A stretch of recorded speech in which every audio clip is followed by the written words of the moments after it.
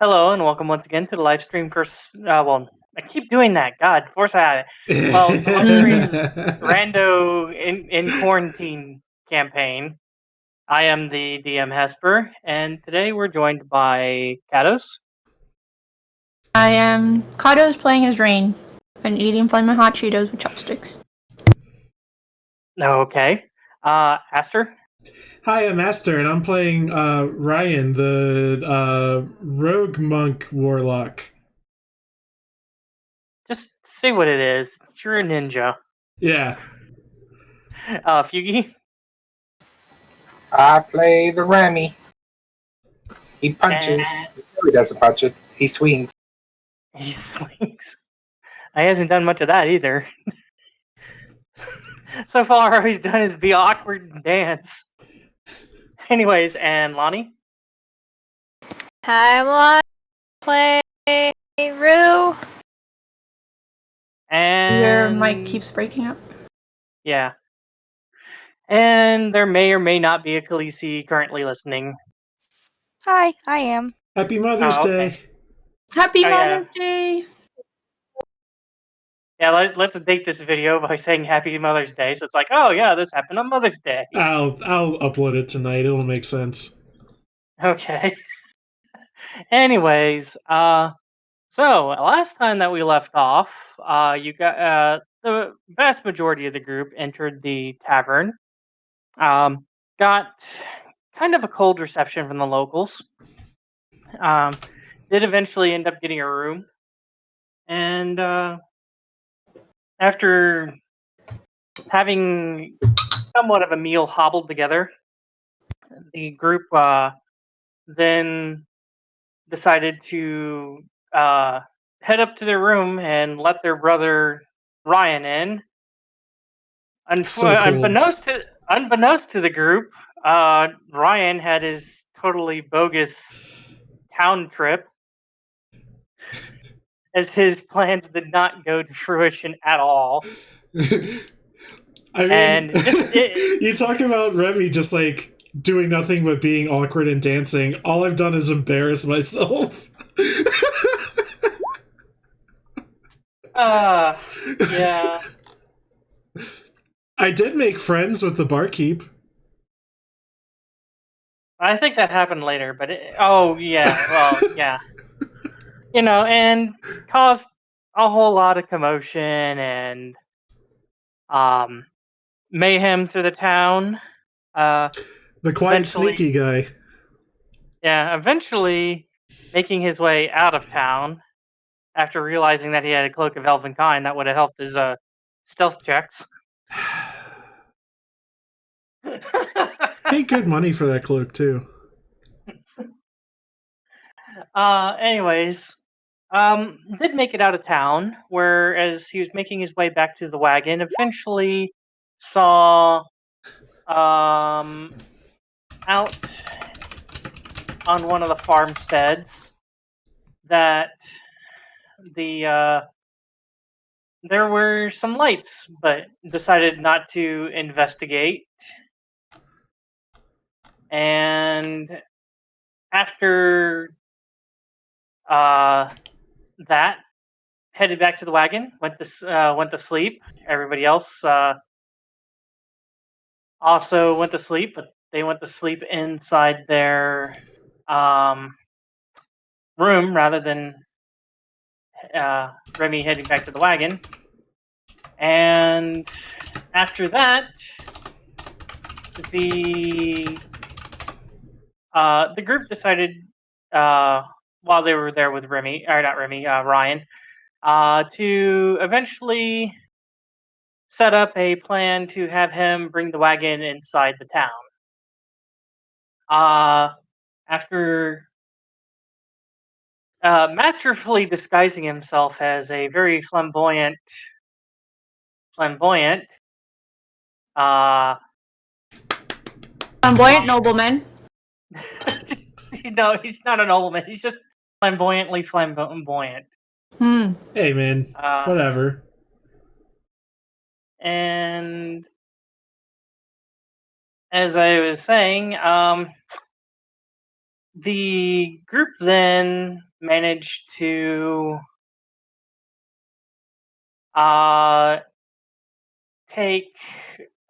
get Ryan into the town, headed over back to the tavern, learned a little bit more, maybe about what's been going on, and after that, decided that they should go and see about finding the Undertaker, I guess is what we've decided to call him, and that and going to the pier, I think, or the docks. So that's where we'll go ahead and pick up. Oh, I like this picture. And I decided, so if you guys are traveling around in the streets, I might as well have some streets. Kind of get an idea, kind of maybe somewhat what this town more looks like inside the walls. It's not an accurate representation, but it's a symbolic representation. Okay, so are you guys going via foot, or are you guys going more? What am I trying to think of? You guys going on foot, or are you taking your wagon?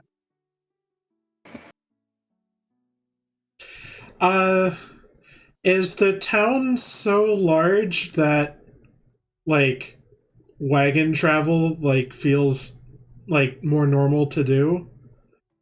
Or It's are not. the majority of people walking on foot? Usually the ones that are that and granted you haven't seen that many, but usually the one or two that you would have seen with a wagon are generally ones carrying lots of materials and goods, rather than the usual. What am I trying to think of? Rather than the usual transport of people. Now, you're assuming more than likely, if there's a noble out and about, they probably are riding around in El Wago, or a carriage at least. But as day-to-day normal, not as much. Well, then I guess we will walk. I have one more question. So in session 1, I made a joke about us having a trunk full of money to hold our 30,000 gold pieces, whatever. In it. Do we have any kind of concern about us? First of all, does that actually exist, in our wagon somewhere, or are we just carrying it in hammer space with us? That exists. You have a little handout. It has the wagon. The wagon has everything that's in it. Okay. How worried are we of it getting stolen if we go for a walk? Well, the wagon, fortunately, is been given to you by your father, the Thief King, and it's been imbued to have granted, if there's a powerful enough mage, then they could probably get into it, but it has magic precautions to lock, and then a hidden compartment that you've hidden the trunk with the money. Oh, we got one of those theft lock things, just orange bars you put over the steering wheel. Is that what we got going on? The fucking driving club, or whatever you want to call it. Yeah, the club. Yeah, you've got basically a magical equivalent of the club. Okay. Somebody who's smart enough to know how to deactivate the lock, except, instead of being a locksmith, you need to be a wizard. They're not going to be able to get into the wagon. But, like I said, if it did get broken into, you guys definitely know that if that did happen, then it has to be a powerful magic user of some kind. Well, the most competent person we've met in this town just runs an inn, so I think we're going to be okay.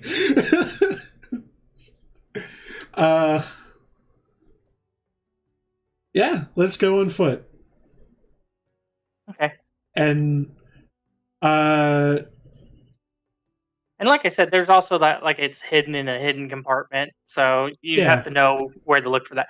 So there's precautions, but like good. potions and the health kit and the healing kit and stuff, that's more out in the open, just because it's like, oh, I need this readily available, rather than, oh, this is money. I only need it when I need money. Should we have our friend the Half-Dwarf carry the potions and stuff with him just in case? You do got to remember, you all have other potions too. This is just more like emergency. Yeah.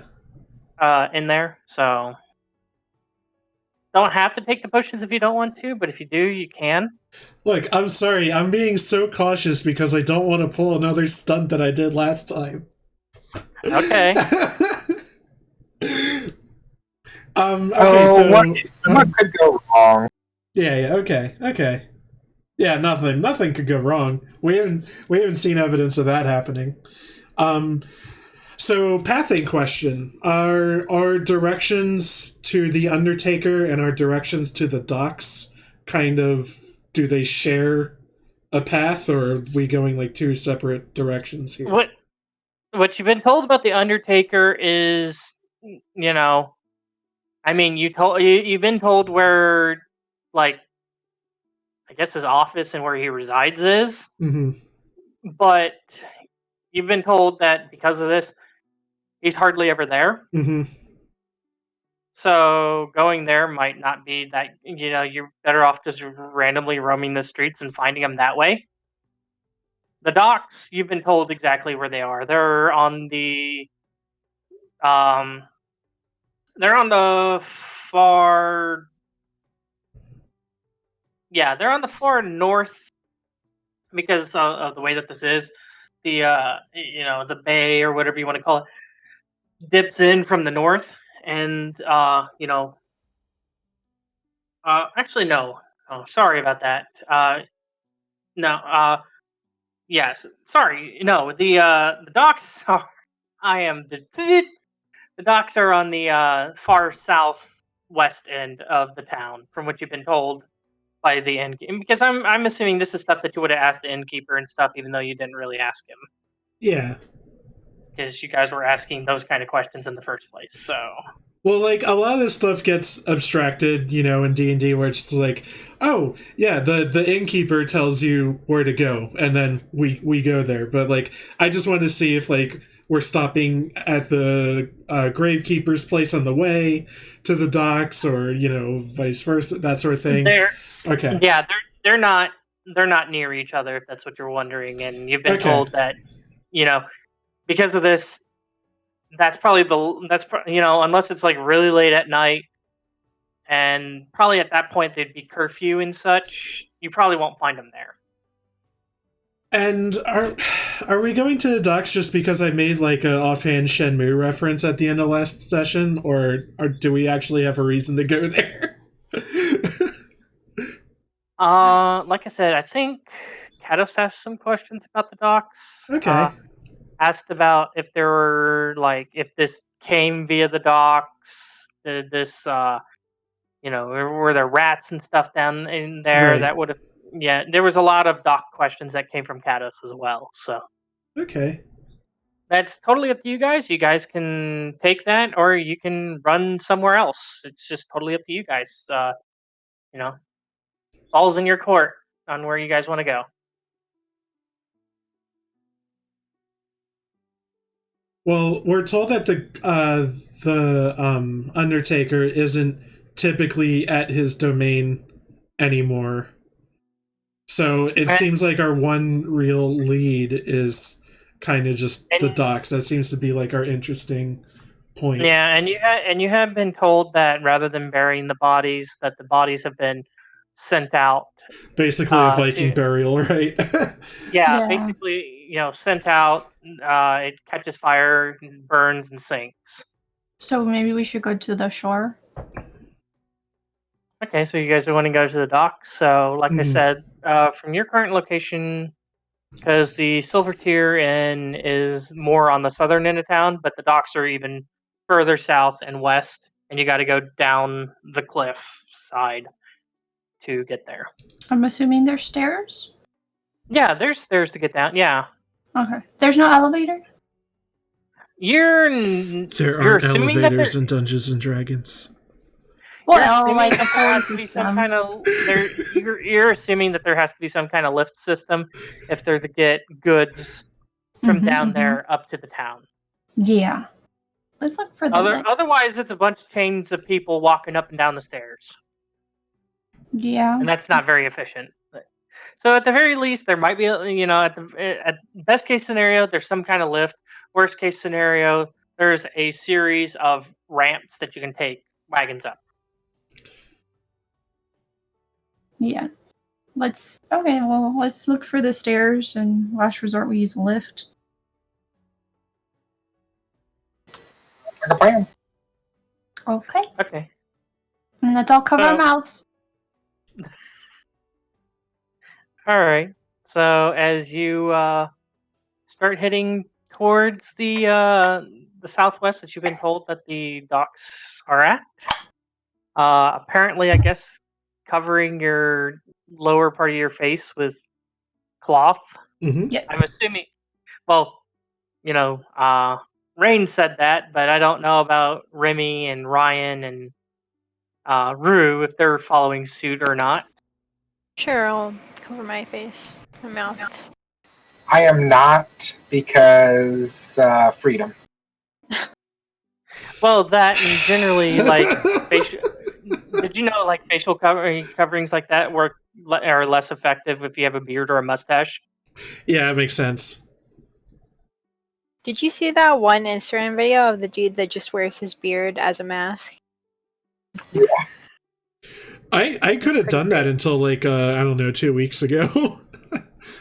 Decided to go for a trim there, Aster? Yeah. I did the opposite of what everyone else is doing. I did the quarantine shave. Yeah, I did too. But anyways, off topic. But yes, I'm covering part of my face. Yes. Okay. So everybody except for Remy. Okay. All right. Yeah, I guess we'll go ahead and do that. I need everybody to roll me a perception check while you guys are walking that way.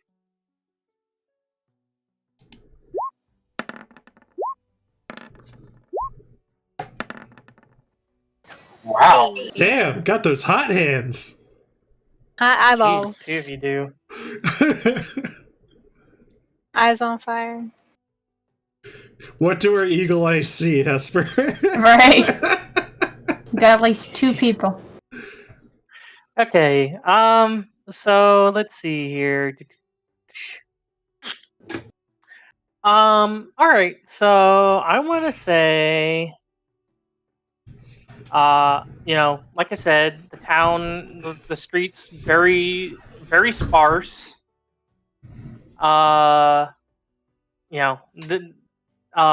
Again, this doesn't really require that good of a perception check to notice. The snowfall today is a little bit heavier than it was yesterday.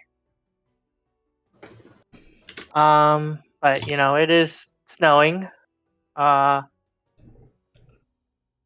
Mixed in with the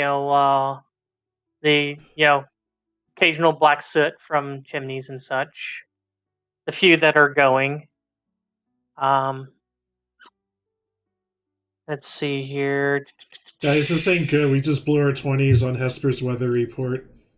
I know, I'm curious if they all rolled low, like we would have just not seen the snow and seen people on the street.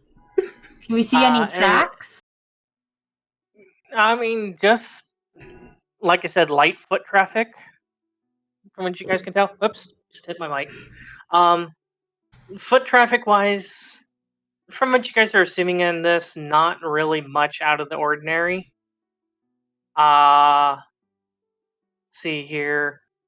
Now, probably on the more interesting things, as you guys walk by, you guys do notice occasionally boards that have like postings on them. Some of them look like written, some of them have pictures. With how good the rolls have been, one of the pictures does look familiar to you guys on these boards that you've walked by. It's up to you guys if you want to stop and take a look at any time as you're walking towards this. And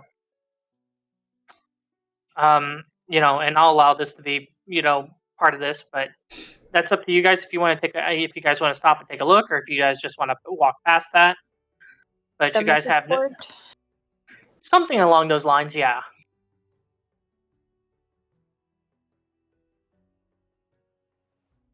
I'll let you guys decide if you want to take a look at that or not before I move on with more descriptions of what you guys would have found. Wait, what was it? It's like a message board. Like messages are posted on there. There also seems to be you'd have to get closer to actually read it and stuff like that. Some of them seem to have like hand-drawn pictures and stuff on them. And I said, with the roles that you guys had, one of the pictures seems to somewhat, from your distance, might be familiar. Well, then, yeah, let's take a look at it. Okay, so stopping for a little bit, taking a look through this, you notice, some older posts that are barely hanging on, just like, general like town messages and stuff like that. Possibly like somebody's like, hey, I'm just going to put this up here, and I'm looking to get rid of this and stuff, or people looking to hire work. But like I said, those are a lot older and probably are no longer any good. The one that's probably going to be the most interesting, well, the couple that are going to be the most interesting to you is first of all, there's there's like a long fucking list of decrees and stuff like that of what people should and should not do during this. Such things as like, hey, curfew this time, like 9 o'clock curfew. There's other mandates and such. One of them says, due to these events, don't trust anybody from outside. So that's definitely going to be a like more of a, hey, I guess this is why everybody's acting so cold to us and walking away, and possibly suspicions are on outsiders on why this would be possibly happening to the town. And the most interesting of all seems to be a very familiar figure in a drawing, though a bit more demonized than what he actually looks like. It's Ryan in his ninja outfit, and it is actually a wanted poster. Yes. The eyes don't look human. They're kind of demonic looking. You think that there's a possibility of like horns underneath the hair and such. The clothing is pretty close to exactly what you were wearing. Mm-hmm. The way your hair was styled and stuff. And it reads, well, look at this handsome devil. It reads on there, wanted under suspicion of current events. Any information, depending on the quality of the information, will lead to a reward. The amount of the reward depends on like I said, the quality of the information. Please contact, the town watch and guard. If you spot anything, do not if you as a citizen, do not engage this possibly creature, for they possess dark magics to befuddle the mind and cloud the senses, as well as distort light and dark. and may also have the ability to teleport. Also, this villain is armed and dangerous, and there's also a drawing of that shuriken that you threw. Yeah. So sorry, I'm doing my best to stifle laughter. Yeah. So congratulations, Aster. You're wanted. Though I guess I if they did have any mercenaries do anything. All they did was catch me after curfew. Like curfew during a pandemic. Yeah, curfew during a pandemic, and then you do a lot of shady shit. Yeah. Not that would have been fine if you hadn't run across the rooftops and ninjutsu'd out of there. Yeah, fucking creating a fucking cloud of darkness and ninjaing around and all this other shit. And you did use magics to charm the innkeeper. Yeah. So yeah, it's just all because of how you decided to play this. Hey friends, how suspect would it be if I took this lovely drawing with me, just in case, I come across him and I want to compare the drawing. Are you talking to your siblings? Because currently at the board that you're at, nobody's there but you guys. Yeah, us. Yeah, let's all kind of huddle so that we cover Ryan while he pulls it down. Okay. Is there okay with our perception check? Is there anyone around? Yeah. Give me a quick second to see if anybody is and if you're going to be doing that, don't even fucking I just rolled a 1 on the passerby, so yeah. I was going to have you roll a sleight of hand, but yeah, they rolled so fucking poor. They're too busy with their own comings and goings. They're not paying any attention to you. You might get an occasional odd glance as you guys are kind of all huddled together facing the opposite way of the board.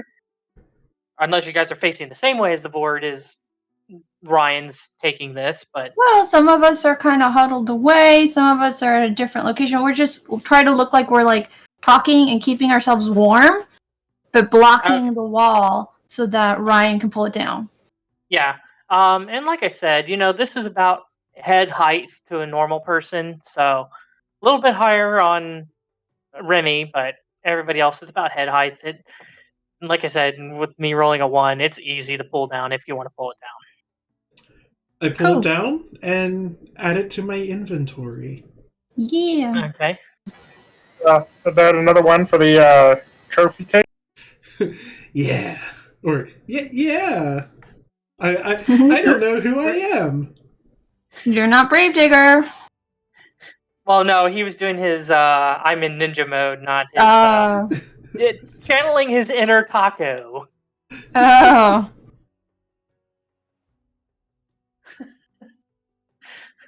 Remember, Aster, channel taco. Working on it. Mm. Yeah, I was like, what mode am I in? But yeah. Taco mode. Mm-hmm. That's a bad thing about having so many different personas. Anyways, yeah, like I said, as that happens, like I said, currently where you guys are at, like I said, and with your perceptions and such, you might see one, maybe two, because like I said, it's during the day, so they're not in groups like they are at night. They're more sparsed out, but you do see an occasional city watch, town guard kind of, or city guard kind of regalia every now and then. Some a little bit more.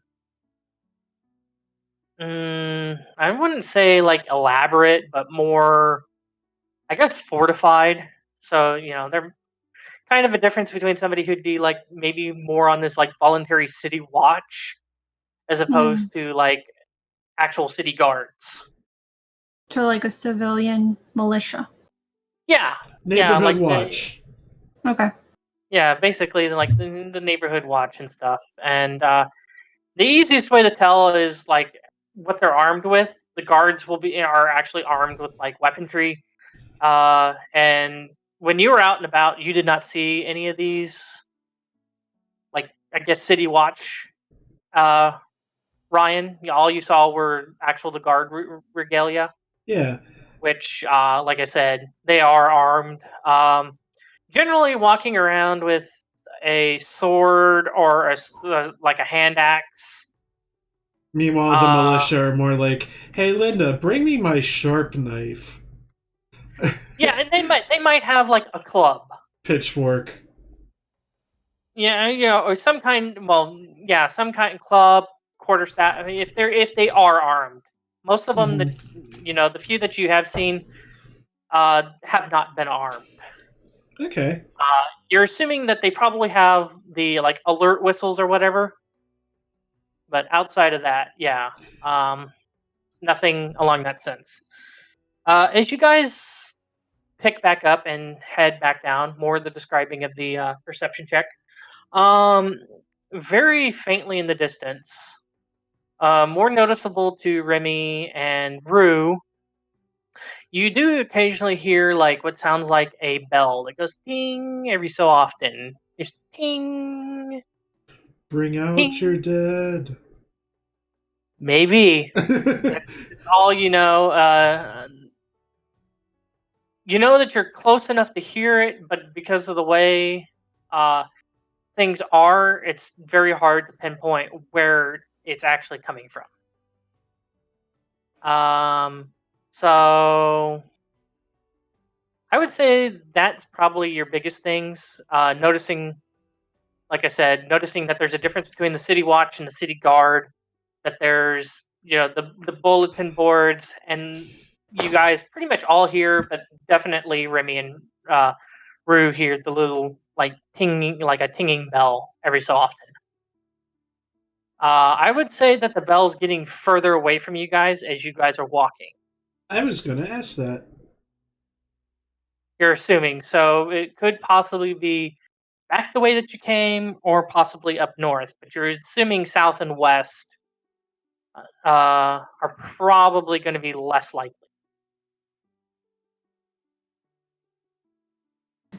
Well, do we want to follow the bell or continue down to the point?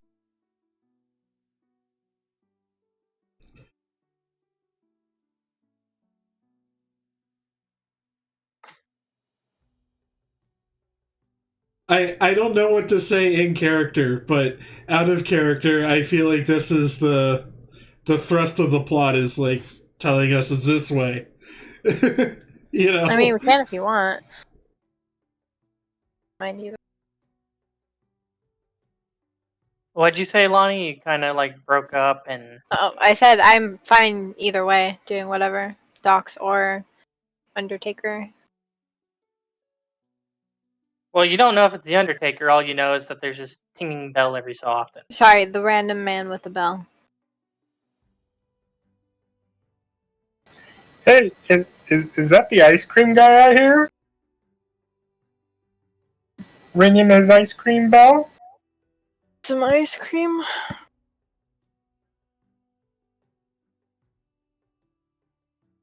Oh, what are you guys doing? Continuing with the original plan, or sidetracked on the other plan? I'm always up for a good sidetrack.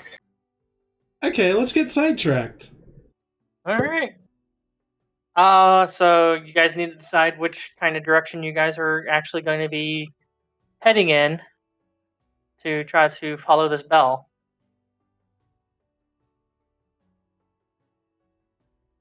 How often is it ringing?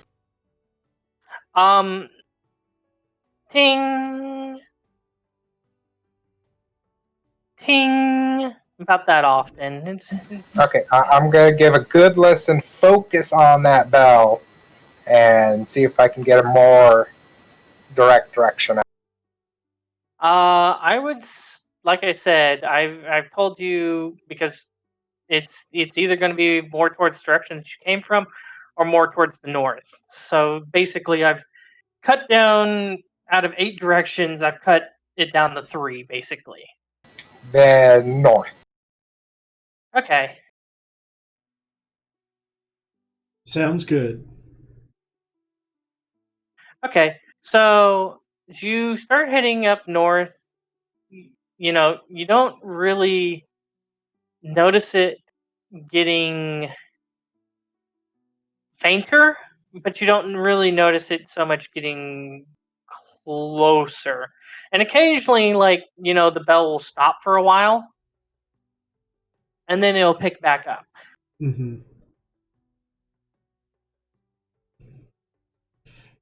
Do we want to veer off into...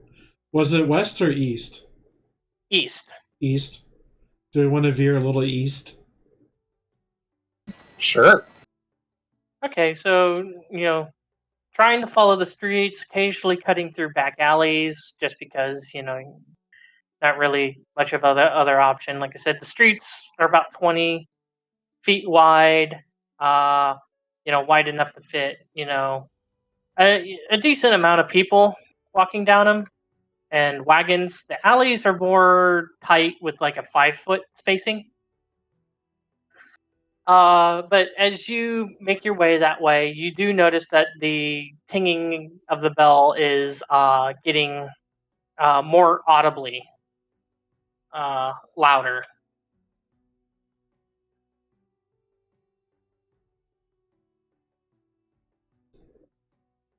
I guess we just keep going? Okay. All right. As you continue in that direction, to figure, you know, trying to figure out where it is, the closer that you get, eventually you start hearing a voice on the wind. At first, it's very hard to make out. Uh, Not to mention, um, as you start getting closer, you can still hear the voice, but it sounds more like the voice is muffled by something. But you can definitely tell that this voice is like yelling something. Is, you know, you hear ting, ting, ping. You know, you hear like a voice coming through like every intermittent chime of the bell. As you get closer, the voice, like I said, still, you know, still muffled. Um, but you do like start making out the words. So, you know, you got the let me get something to kind of muffle my voice here a little bit. So you do got the, you know, the ting, bring out your dead. Yeah. Ting, bring out your dead. As you are getting closer. So you're assuming more than likely you've either uh you've either found this Undertaker, or you might have found people who work for him. Just depends. So how many people are in this group? Well, you're not quite close enough to Okay, we don't actually see them. be on top of them, but you know, I'm just telling you what's going on in case you guys want to. And I'm assuming you guys are definitely interested in this and want to check it out. But Yep. I'm just telling you, at your current situation, you're on the right track for figuring something out. Good. Let's do it. Let's keep going. We continue to follow our quest marker. Okay. So as you do, eventually you come up. There are 3 of them. There's one at the front of a wagon, and one at the back of the wagon. They're both, one's, you know, obviously pushing, and the other one's pulling the wagon. Or cart, I guess, is a better statement than a wagon. Mm-hmm. And the third figure is the one ringing the bell, and, you know, muffled. Looking at them, as opposed to everybody else that you've seen, who's like, you know, has like some kind of like scarf or cloth or something over their face. These guys have like, you know, they're wearing hoods, so it's very hard to tell gender or even race just from looks. And protruding out from underneath these hoods are like leather masks that have not a giant curve, but a protruding curve off of the front of where the nose and the mouth would be. Like a beak? Kind of a downward curve. Yes, like I said, not. It probably protrudes about a good 4 inches or so. It's not super protrusion, but yeah, it is protruding forward out of the face. Are they all dressed the same, or is there one that kind of stands out as being like a leader? Kind of close to the same. They're not the robes are kind of old, dirty, tattered. They all kind of look the same. The masks are kind of the same. As you get closer looks at them, they have gloves that go up almost to the elbow and are sealed towards that elbow with belts. Mm-hmm. And the pants same way. They almost go up to the knee and sealed up towards the knee with belts again. And like I said, they got these robes on. The arms protrude out of the robes. I'm trying to remember. Like I said, they got the yeah. But the front of the robe is open, where you can see a very goes up, which you would assume up towards the neck, and then all the way down the body, and a pair of pants. So the robes are just extra clothing on top, but the arms seem to go out of the robes, and you're assuming. And like I said, as you're getting closer, underneath the robes, you can see that the insides of the robes are lined with thick, heavy fur. So you're assuming that the robes are there mostly for warmth in this situation. You're assuming if this was in a more temperate climate, that they would probably not have the robes. They'd probably just have the hoods instead. Okay.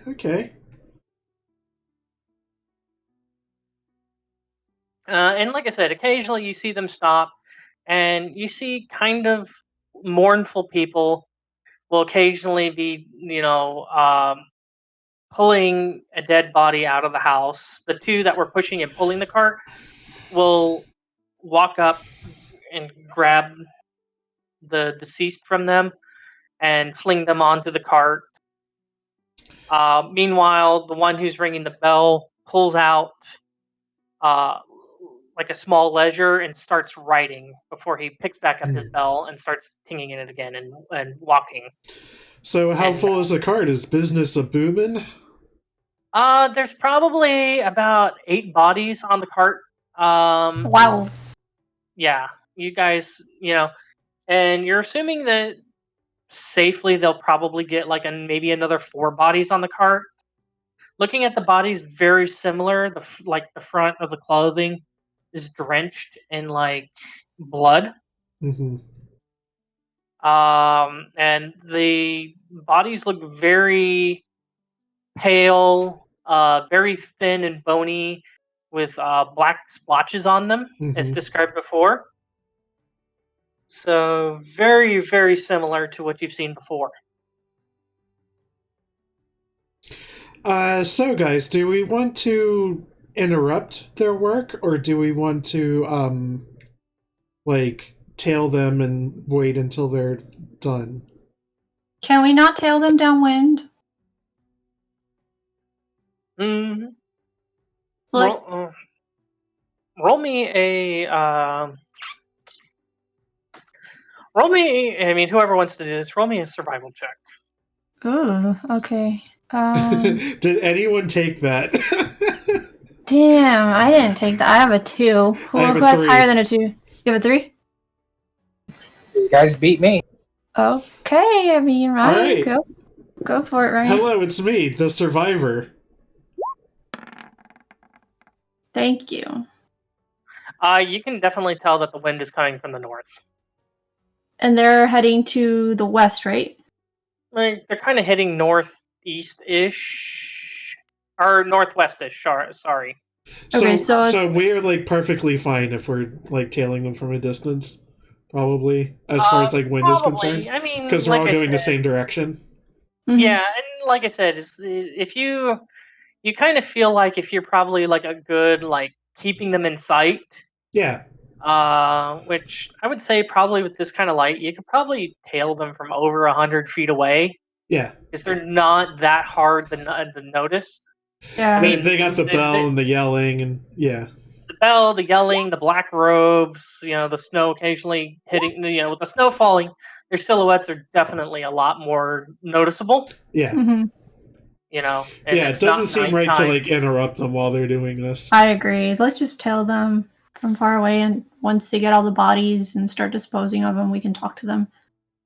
Okay, yeah. So, as you tail them for a while, it doesn't take too terribly long. It takes probably about another, I'm going to say it probably takes about another 30 minutes for them to pile up another 4 bodies. You're assuming they probably started this like early in the morning. Like you're probably assuming maybe they started like at 6 o'clock or so.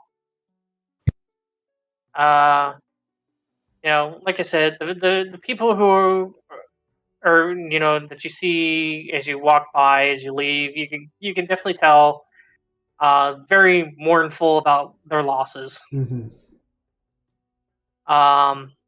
But I have a question.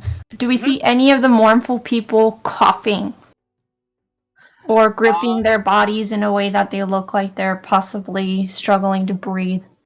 Okay, roll me a medicine check then. Lani! Can you do that for me, baby? And roll it at disadvantage because you're trying to do it from a distance. Or actually, no. Holy crap. Okay. AC shit.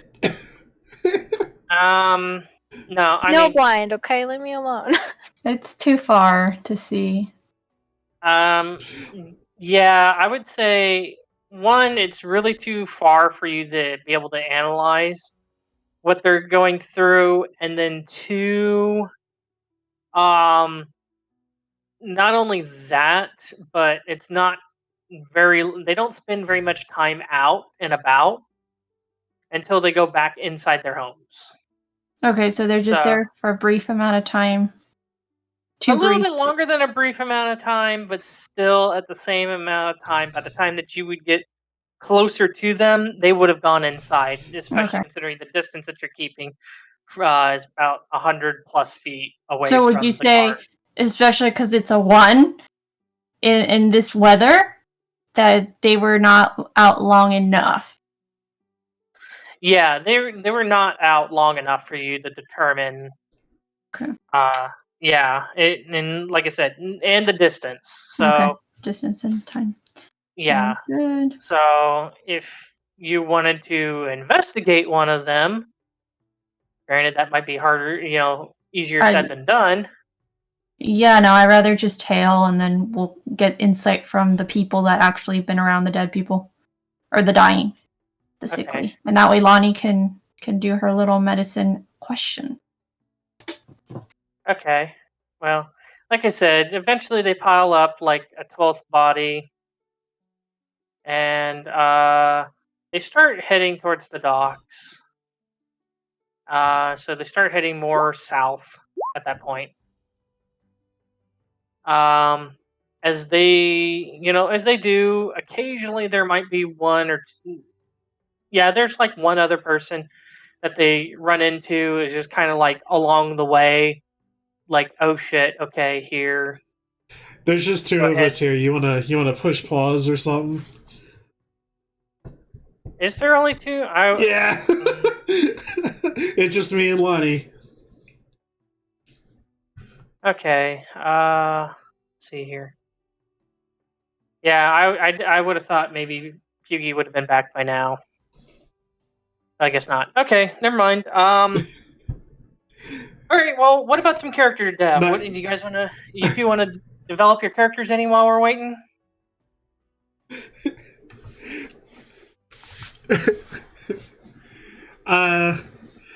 We haven't really heard a lot about Lani's character. And honestly, I barely have an understanding of what class Cados is playing as. Cados is a bard with a dip in Warlock. That's what I thought. Okay, I thought she was a Warlock, and then she said she was a bard. I was like, oh. She mostly is a bard with some Warlock. Her Warlock stuff is mostly to get her more physical prowess in case she needs it. Okay. Unlike you, which yours is more, I dipped in the Warlock to get some sneaky sneaks. I basically took it just so I can see in my own fart cloud. Yeah, basically. Yeah, she took it more to... If she has to do melee combat, she can do melee combat. Mm-hmm.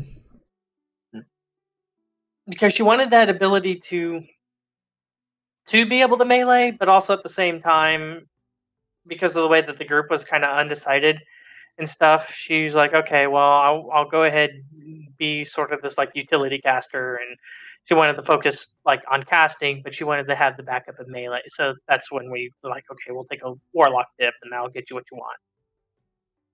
I hear Finn. Father, I crave violence.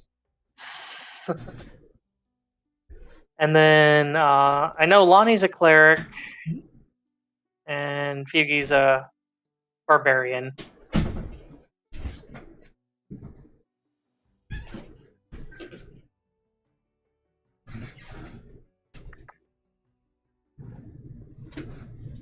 I have a guest. Oh, he's stinky. You just go to the bathroom, Finn? Dude, I feel like cat farts are worse than dog farts. Yeah, kinda. I have returned. Nice contribution, Lani. What was that? I said nice contribution. Yeah. Probably shouldn't be too terribly much longer for Cados to get back, so I'll go ahead and keep going with the story. Okay, I mean, we're back to 3 of us. It just felt weird, like, 2 of us carrying the group. Yeah, so just to recap, all you really missed was a failed distance medicine check.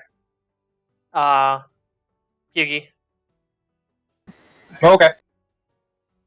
So, as you guys continue to head, following these... Aster crammed his cat into the mic. Mm-hmm.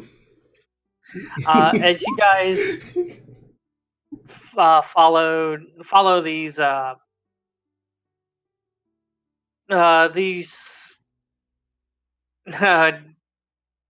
dead bringers, I don't know what the hell you call them. Like I said, they start heading towards the docks. Along the way, after having about 12, which seems to be about the number that they put on the cart, there's a 13th one that gets put onto the cart. It's kind of more along the way rather than it's more like a happy well, I guess not really a happy accident, but more along the ways of, oh well, we're already going that way, what one more should be okay. As they put that on there and start heading towards the docks, you're assuming with a wagon they're going to be either going to a lift of some kind or to possibly some ramps. Can I guidance myself while this is happening? I forget how long guidance lasts. I think it's an hour. I think it's like a minute. Oh, Yep, concentration 1 minute. It's only a minute? Oh, that's lame. Never mind. Yeah, so it's kind of, you cast guidance on yourself right before you're going to do something. Why? What you thinking? I was going to do it for my next medicine check, but... Oh, well, you kind of do that before your next medicine check. Okay. You just got to remember to do it. But anyways, as I was saying, yeah, let me check something real quick.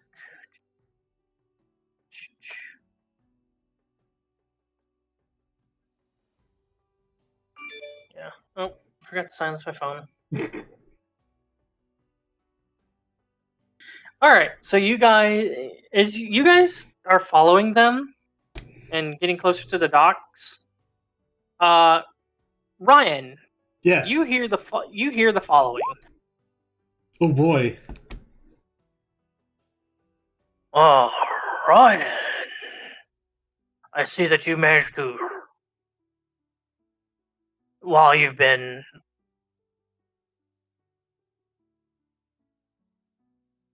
Why haven't you been answered?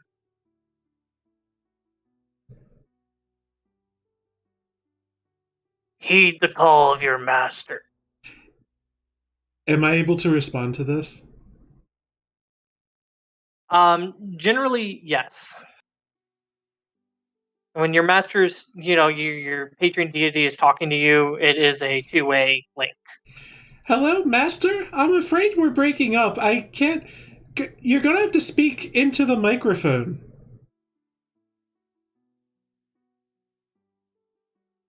Ryan,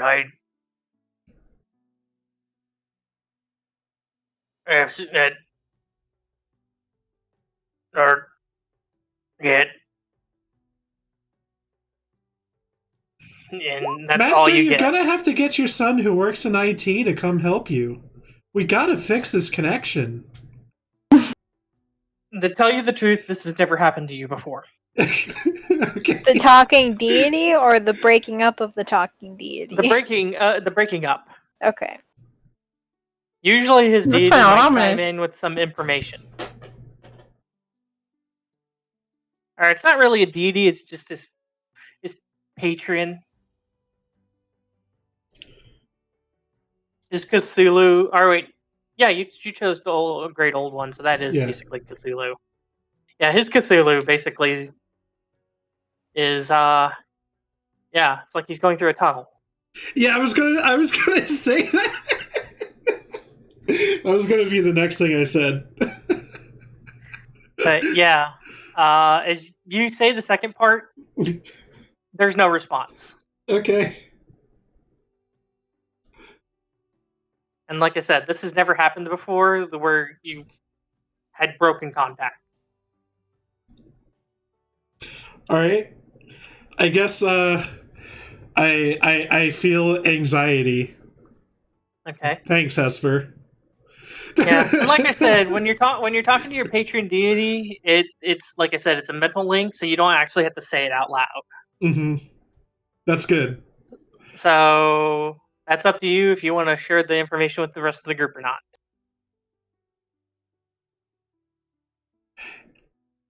Hey, brothers, sisters. Do you guys care about my relationship with the old one? Not at all. Is that Yeah, something I'm you guys are interested. interested in? I mean, I'm not concerned that you have a patron, but did he tell you something? I have some interesting news for you guys. This has never happened before. It was like he was going into a tunnel. I couldn't quite make out what he was saying. He just tried to contact me, and I only got a few words. That's a little concerning. There might be some kind of, I don't know, magical interference. Magical dead zone. Yeah, it's a little weird. Hesper, I can also talk to my sword. Am I having issues too? Well, like I said, you'd have to, talk to your sword. Okay. And like I said, and Lani has a deity too that she can contact as well. So let's check in. Do I? I don't think I have the spell that lets you talk to your deity.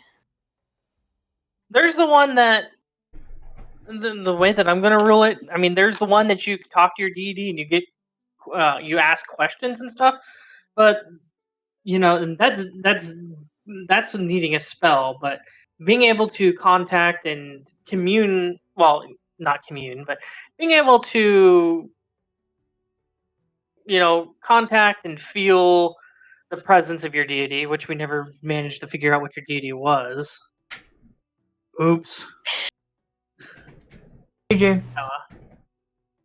Yeah, I mean, if Cados is gonna talk to her sword, you can try to figure that out real quick if you want to, Lani. Yeah, I'm looking at deities right now. Yeah.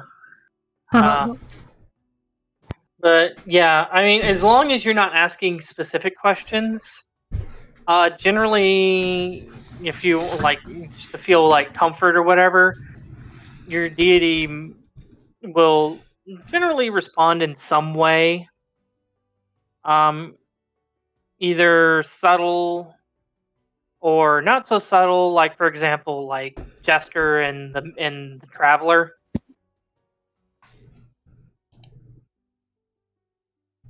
But yeah, maybe it's more subtle, like it is for Caduceus and the Wild Mother and stuff like that. But anyways, but you can communicate as long as it's not any of the things that your spells would normally cover, like asking questions to get guidance and stuff. So, anyways, right. So, Cados, were you wanting to do something or? Yeah, I wanted to kind of touch my sword that's on my side, and scabbard, and kind of just like mentally try to reach out and ask Lazarus, "Are you able to? Are you okay?" Kind of reach out, kind of a mental probe. What do you want, dearie? I'm very tired. Since we've gotten here, how long have you been tired? You're never tired. Yes. I'm just very taxing. She seems very kind of out of it, very, like I said, very tired, very Sluggish. drained. Yeah, Lethargic. sluggish. Ugh. Yeah, Okay. very lethargic. I'm gonna relay that back to my siblings and be like, now that you mention it, Lazarus is very, very quiet, and they seem very lethargic and tired. Something's messing with their link towards us. This place is very, very weird. You know what might wake up your sword? A little bit of blood. We need some bloodshed. That might be the next resort. You got a point there, Ryan. Not my blood. No, but maybe poke some people around. Yeah, hey, I have something I'd like to try. And I would like to message, I don't know, Raine. And just be like, testing, 1, 2, 3. She hears you perfectly fine. Okay. Well, I'm going to open up my backpack. Hey there, sloth buddy. Can you hear me okay? She's perfectly fine.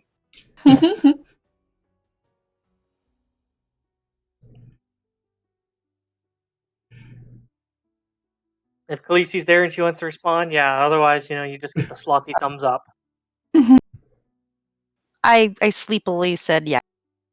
Oh, she's always sleepy. That's the thing. Same. Good girl. Oh, weird. But yeah, Thanks, I'm gonna say throughout most of this, probably Remy has mostly been keeping an eye on what's like going on out in the been keeping an eye on following the cart, other than the kind of checking the backpack real quick kind of situation.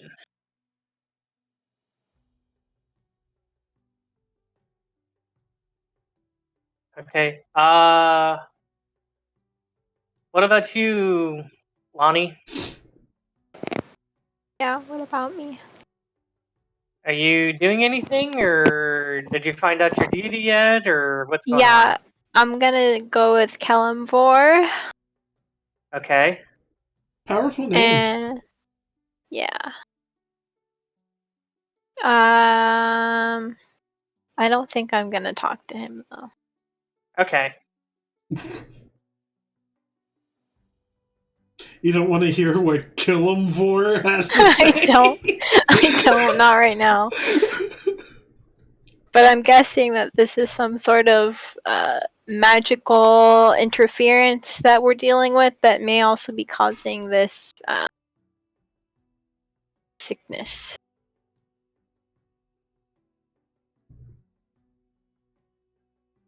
Okay, there we go. Let's see here. That's a very good, interesting theory. Roux.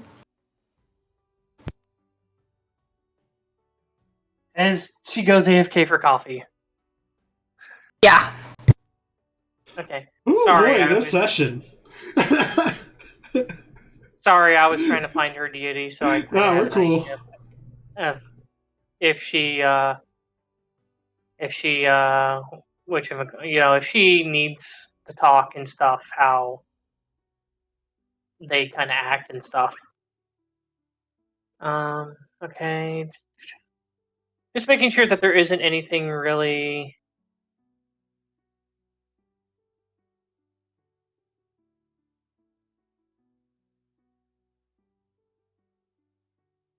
Yeah, I guess technically Feugy can kind of do the same thing with the commune with nature with his totem. But yeah. Guys, Speak with Plants is so fucking good. Well, he has commune with nature, and it's a little different. I saw her from across the room. She was nothing but stem. Jazz music starts playing. Okay, so anyways, alright, so you two talk to your patrons. Lani opted not to talk to her deity. Remy checked on his sloth while you guys are following the cart. Give me a second here. So eventually you come to a point where you notice that the cart starts to turn and it looks like it's descending. It seems like it's going slowly though. You're assuming that they're going down a ramping. As like I said, as you start looking off in the distance, you notice kind of that just all of a sudden from like the city, just kind of this drop off of just like it opens up to um, kind of this bay alcove area that they're kind of in, and as you look further up north, west, you notice that it opens up out to the ocean. Across the way, there's more mountains. And as you get towards this ramp and this cliffside and you look down, you notice that a lot of the area is a lot more sparse with buildings as opposed to up top with like where all the civilians and where everybody else was living. Mm-hmm. Just gonna go ahead and flip that over here. Whoa! Just kind of give you guys an idea. Yeah. So as you guys go down, you notice that it looks like that there's an area for them to build boats and such. There's quite a few docks that extend out.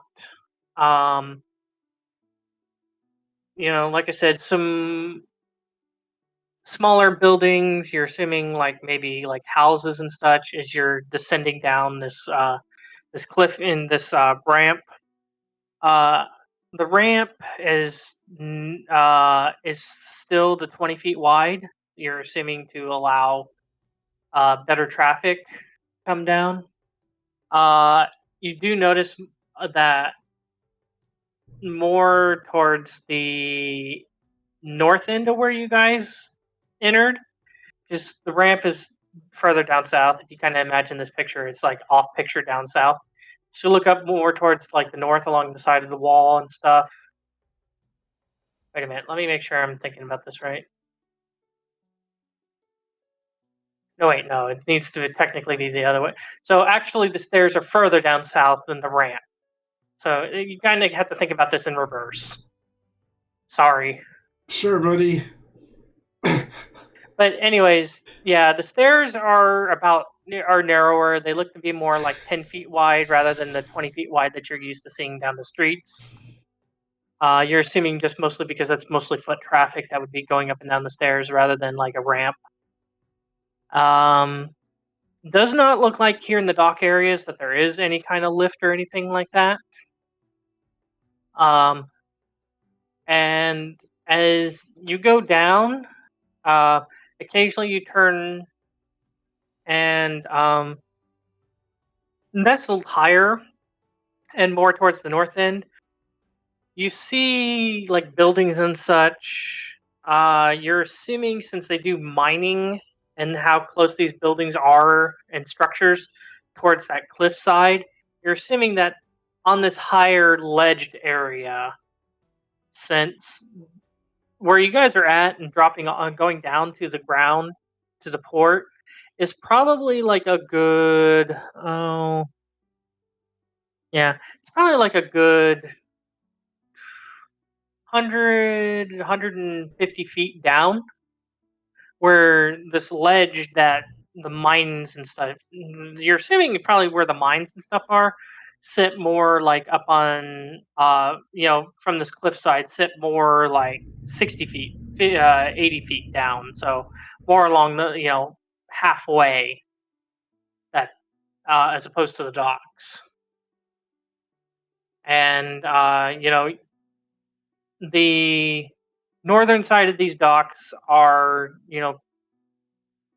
definitely covered by this jutting stone wall, the cliffside that reaches all the way out towards this bay. The south, like I said, is a little bit more open.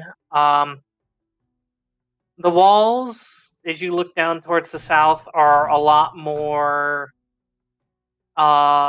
primitive kind of walling. It's not big, heavy stone like up top was.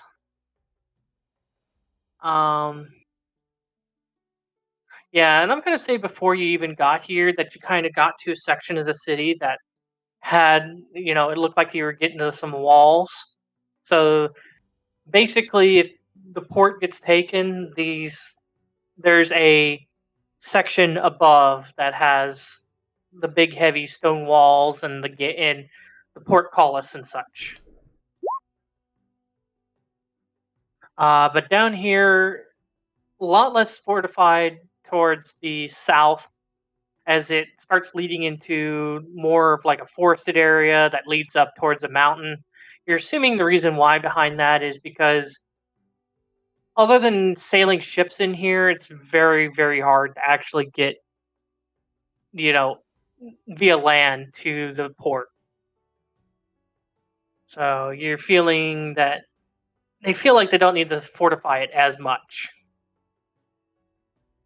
Most of the ships that you do, or boats that you see here, it looks like there might be a couple of trade ships, though they seem to be docked, anchored, and tied. The sails are all collapsed, so does not look like that they're going anywhere anytime soon. There doesn't seem to be any movement on deck. And there are a number of smaller like boats, like you're assuming like fishing boats and smaller like private, like maybe like trade boats for more local trade rather than big like continental trade, like the big giant trade ships. No cruise ships? No yachts. luxury cruises. No, no yachts. no crown princesses or anything. No. Just Disney. Just Disney. I'm just kidding. Now that you mention it, there is. No, I'm just kidding. Giant ship with a fucking mouse head on the side. No, right? Here's your clue. I'm so sorry my dogs are barking. It's alright. So anyways, like I was saying, most of these ships seem to be, like I said, tied down, sails are collapsed. They have what looks like a little shipyard where they're building ships and such. You do notice some movement around there, but it's not like an extreme amount, and it doesn't look like that they're building like the bigger ships. It looks like they're building like smaller boats. But like I said, very few people seem to be working on these. You're assuming with the size of the boats and such, and how few people they are, probably are making like one of these boats per day. On a good day, on a good when not everyone's dying. No, currently, because like I said, they're making small. Oh, the small tiny ones, not the big ones. They're not building a navy, and they've never built navies. No, they've never built. Okay. Sorry, yeah. Like I said, and they got some defenses down here. There's like built into like the cliff sides and stuff. There are like trebuchets that are built in. The best kind of siege weapon. Yeah, well, built in to like hurl boulders and shit out on like maybe invading boats that might come into the port. But definitely, this does not look like it's a Navy facility. It looks like most of this port is for trade. Okay, good to know. Yeah, and like I said, they're building smaller, like smaller boats. And like I said, it's not going very. You're assuming normally they'd probably be able to build like a couple of these smaller boats like a day without any issues. But it seems like they're keeping it, because like it looks like that there's about 3, maybe 4 places for them to build boats, and they're only building these smaller boats. And it looks like one is very near completion. They got it flipped over, and the inside of the boat really doesn't have anything other than like a mast sticking up out of the middle. It's very like minimalistic inside. As you guys make your way down, yeah, I think that's about all there is until you guys actually get all the way down towards down to the docks. I'd say that there is a bigger building, and the bigger building has smoke coming out of it and such. But and a couple of the smaller buildings look more like maybe like dock workers and fishermen homes that are down here. But yeah, it's not like it doesn't look like it's super run down. Like in this model, you see like a couple of houses that are kind of like all falling apart. There's none of that.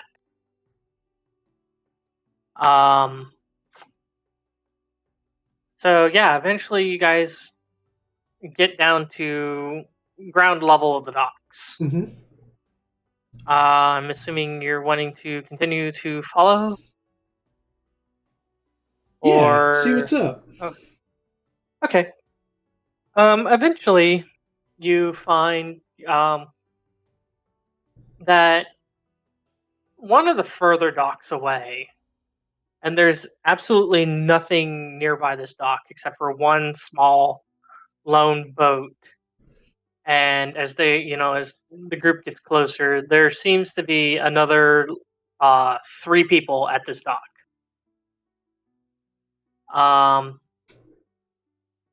Until you get closer, it's very hard to tell their regalia. It's just like I said, you can just tell that towards the end of the pier, there's another 3 people waiting by this boat. and eventually the three men with the cart eventually pull up nearby this boat.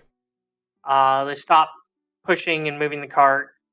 The one who seems to be ringing the bell is talking to another one, while the two that were pushing the cart seem to be grabbing bodies off of the cart and throwing them into the boat. Mm-hmm.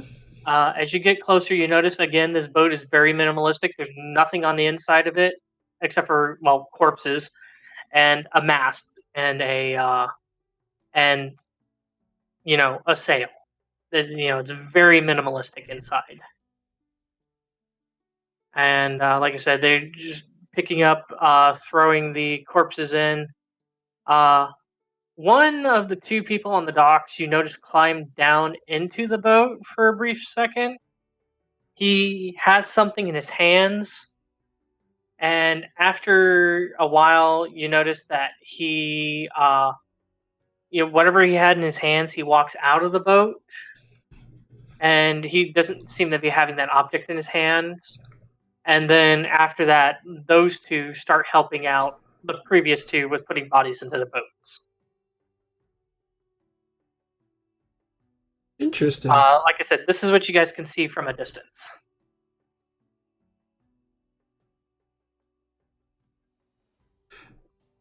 So, what would you guys like to do?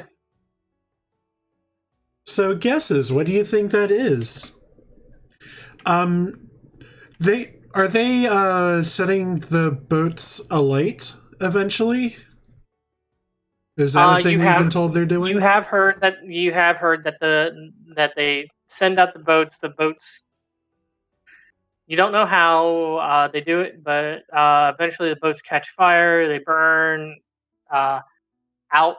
They send it out of the bay into the actual ocean itself. It catches fire, burns, sinks. Okay, so maybe he just had some kind of flammable thing to help fire along. That's my guess. Possibly. It could also be some kind of cross or holy thing. Who knows? Yeah.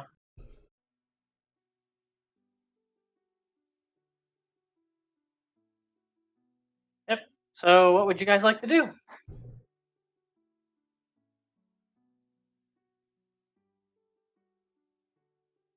Well, I guess we need to go down and talk to him, don't we? Yeah, that's why we came here. So did you want to go down and talk to them now, or did you want to wait for the ones that hauled the bodies here to leave? What are you planning on doing?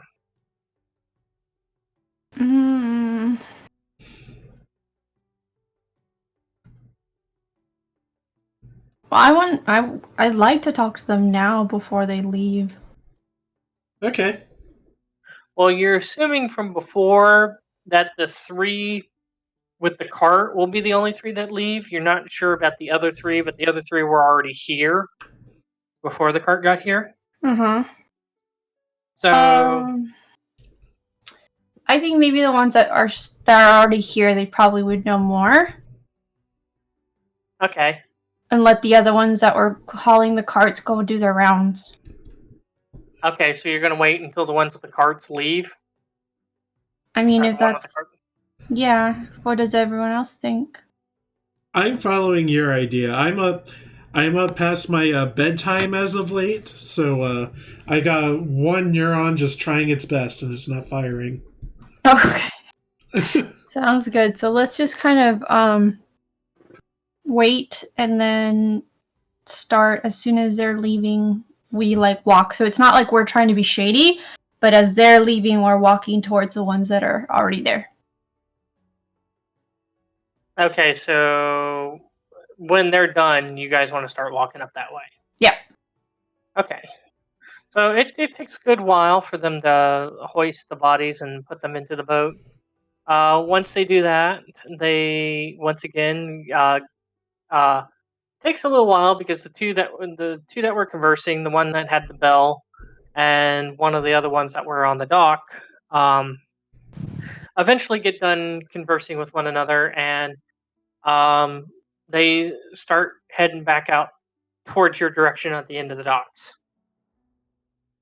As they get about halfway down the docks, they notice that you guys standing there, and they kind of stop. Mm-hmm. And they kind of turn back towards the other people and then back towards you, trying to figure out what's going on. Creepy and watching from a distance right now. Pretty much. Yeah. I'm gonna approach them slowly with my hands kind of in the air and just be like, we're not here to interrupt, and we don't mean to interrupt, but we're out from outside the village or the town. We're outsiders. And we were sent to figure out what's going on with trade routes being, canceled or discontinued. And we thought it would be best to approach you guys to figure out what's been going on and when did this death start happening and what have you guys, basically your knowledge of what's going on. Yeah, one thing led to another, and now we're investigating a plague. Yeah, a possible plague. Okay, so you're talking to the three that are on the dock. Mm-hmm. Yeah, well, the three with the cart. Yeah. The two that were pushing and pulling the cart really don't say anything. You're assuming that they're mostly there. They're not there for intellectual prowess, I guess you should say. They're just kind of there to do a job. That's how I live my life. And the third one, who seems, who's ringing the bell, does, the hollering, and seems to be writing down stuff. You can tell that it's a he, because obviously because of his voice. He basically just goes, outsider, I don't know what to tell you. I'm just doing a job of collecting dead bodies. Okay, well then my next question is, who would know more and could explain to us who has better insight amongst you six or in your company? He just kind of turns around and turns back to you and just kind of like, are you seriously asking that question? As in, yeah, can we approach the ones that are further into the docks? Or who's the one in charge? I mean, that would be the Undertaker. And which one? Could you point us to which one's the Undertaker, or where we can find him or her? Again, he looks very well. Not looks, but his I voice can't tell. Yeah. Yeah, his voice sounds very kind of, I guess, condescending. Like, are you serious? You can't tell the difference? Can't see the one over there with like the big giant, because as you get closer and you do notice that one of them has a much longer of those like plague doctor masks. Oh, he got the big beak. He's got the beaky face. Yeah. Okay, well, thanks for your time. We'll go talk to that guy.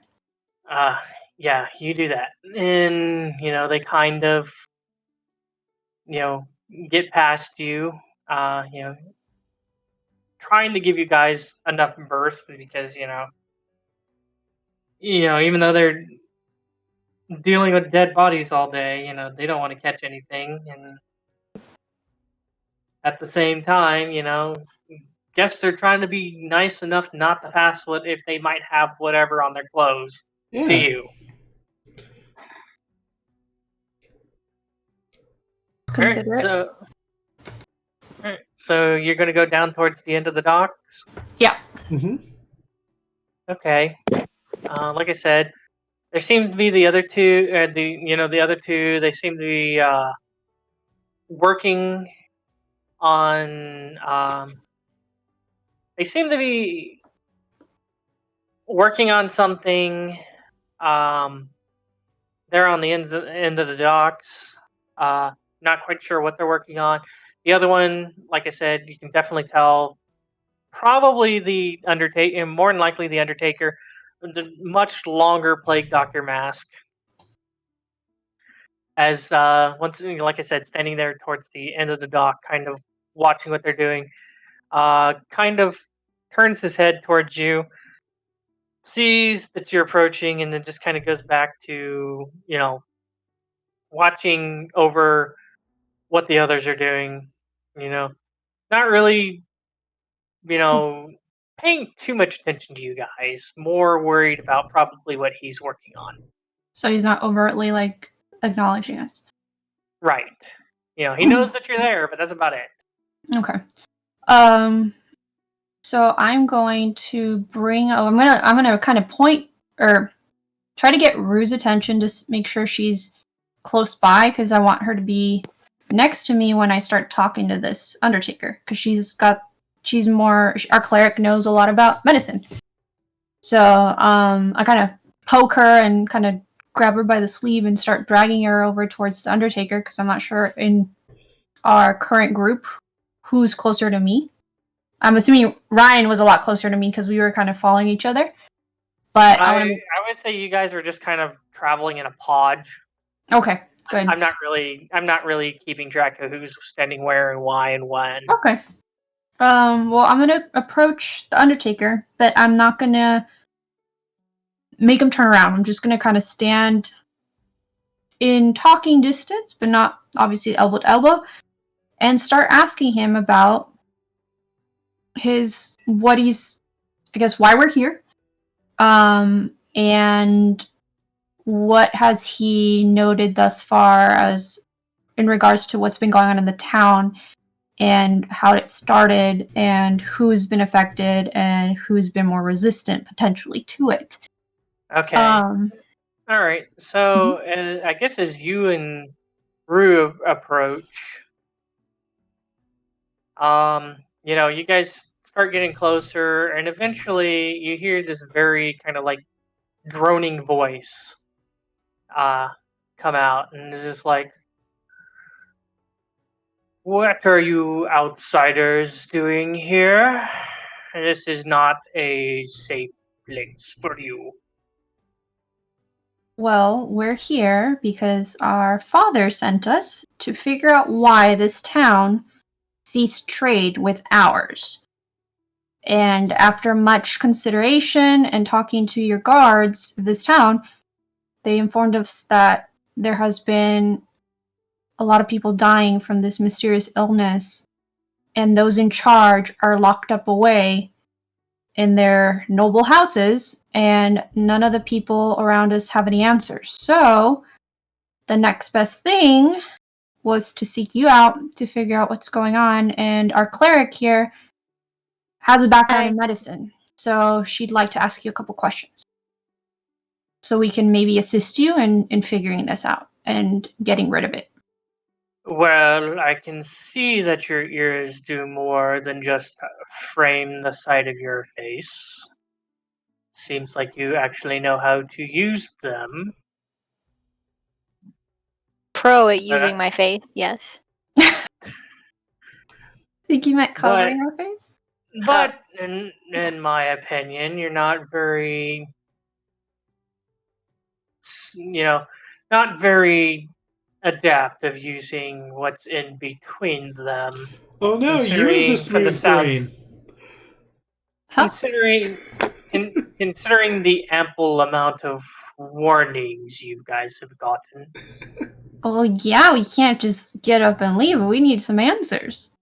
And if no one else is going to help you, then why not turn to us?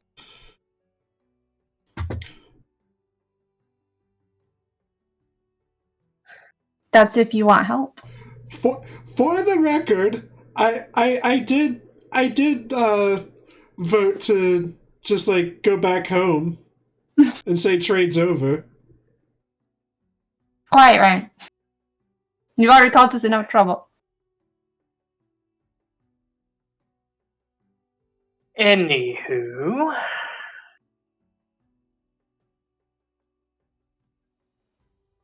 I don't know if there is much of anything you can do. I'm sure I will end up seeing you on one of these boats in the coming days. Tell me this. Is who's in charge of this town? Is it a duke? Is it a lord? Like, what is it? All right. A jarl. A jarl. A hamburger. Burgermeister. Yeah, the Burgermeister. There you go, Rabble, Burgermeister. You know, well, since this is kind of northern, I'll go with a jarl. Hell yeah, Okay. we Skyrim now.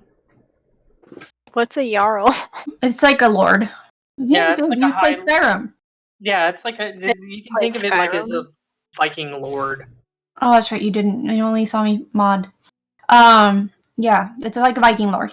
They're like a mayor, but they're like warriors. They usually get voted. A lot of people vote them in that position of power, and then if someone wants to fight against that, they kind of duel or do something, a sort of competition to overthrow that person.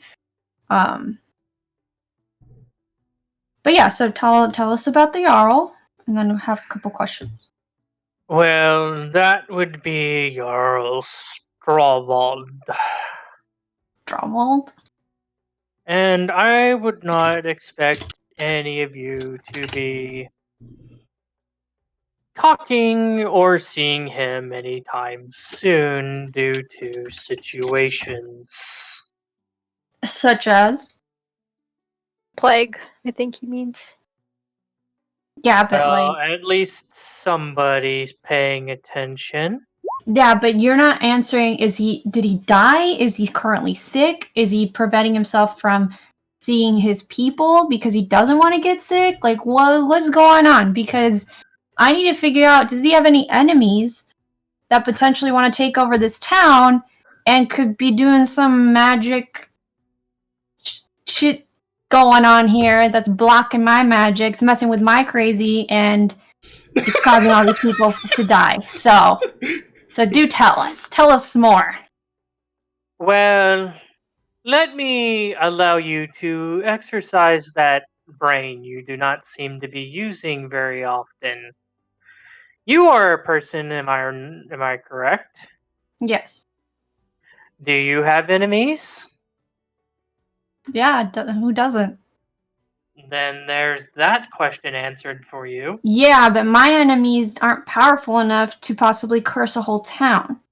My enemies are the people the possible spouses and partners that I may have messed around with. They're not going to curse a whole town because of me. So, you see where I'm going? Well, I don't know if you haven't noticed, but my job title is not Jarl's Nanny. No, but you would have direct contact with the Jarl. Do you know where we could find his nanny? There we go. Asking the real questions. Yeah. Probably in his keep. Which no one has access to. Not anybody that I know of. So then tell me this, since we're saying I have no brain. How many people in the Jarl's Keep have you recently sent off into the forge, or whatever it's called, the water, the port? Oh. It's asking a man to know every grain of sand or every flake of snow that they've ever seen at this point. Well, then tell me this. How frequently are you replacing the workers that help you bring back the bodies? Fortunately for me, I have only had one incident. And how I long believe my methods are very effective. As in covering your face in that mask? Could you possibly go into more detail about your methods so that we could possibly mimic them in our investigation while we're doing our investigation to minimize the amount of exposure to this?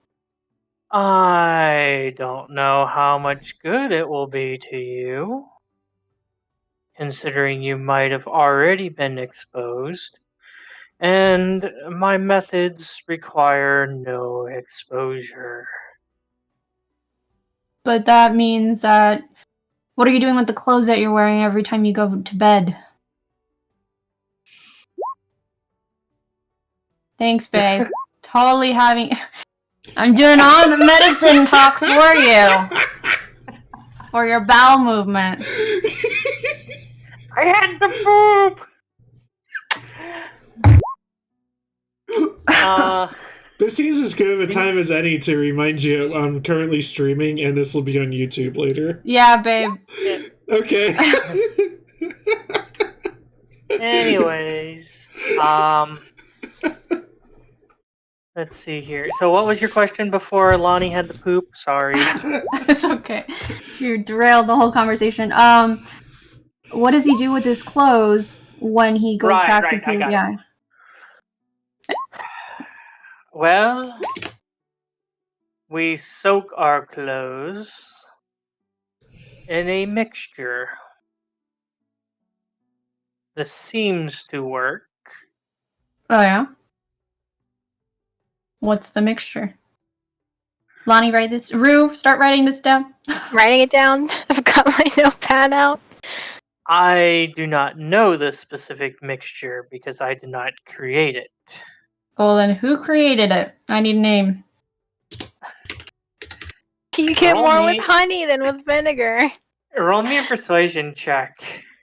Alright, where's my window here?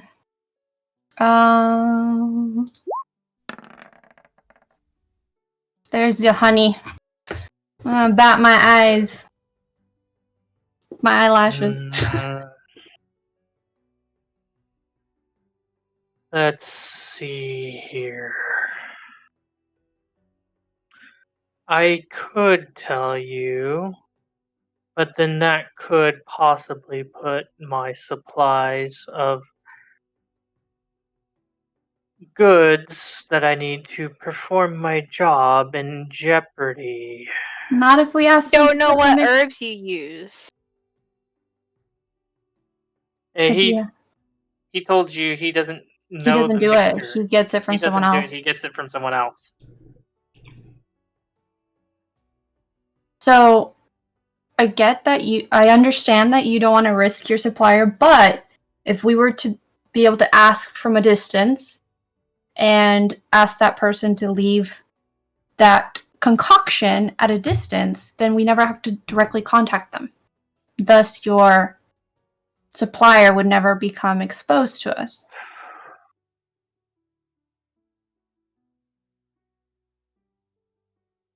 Or is the risk to your supply lie in scarcity of ingredients?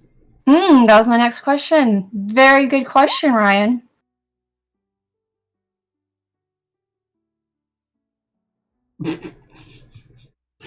I'm sorry, I'm figuring out a name, sorry. That's okay.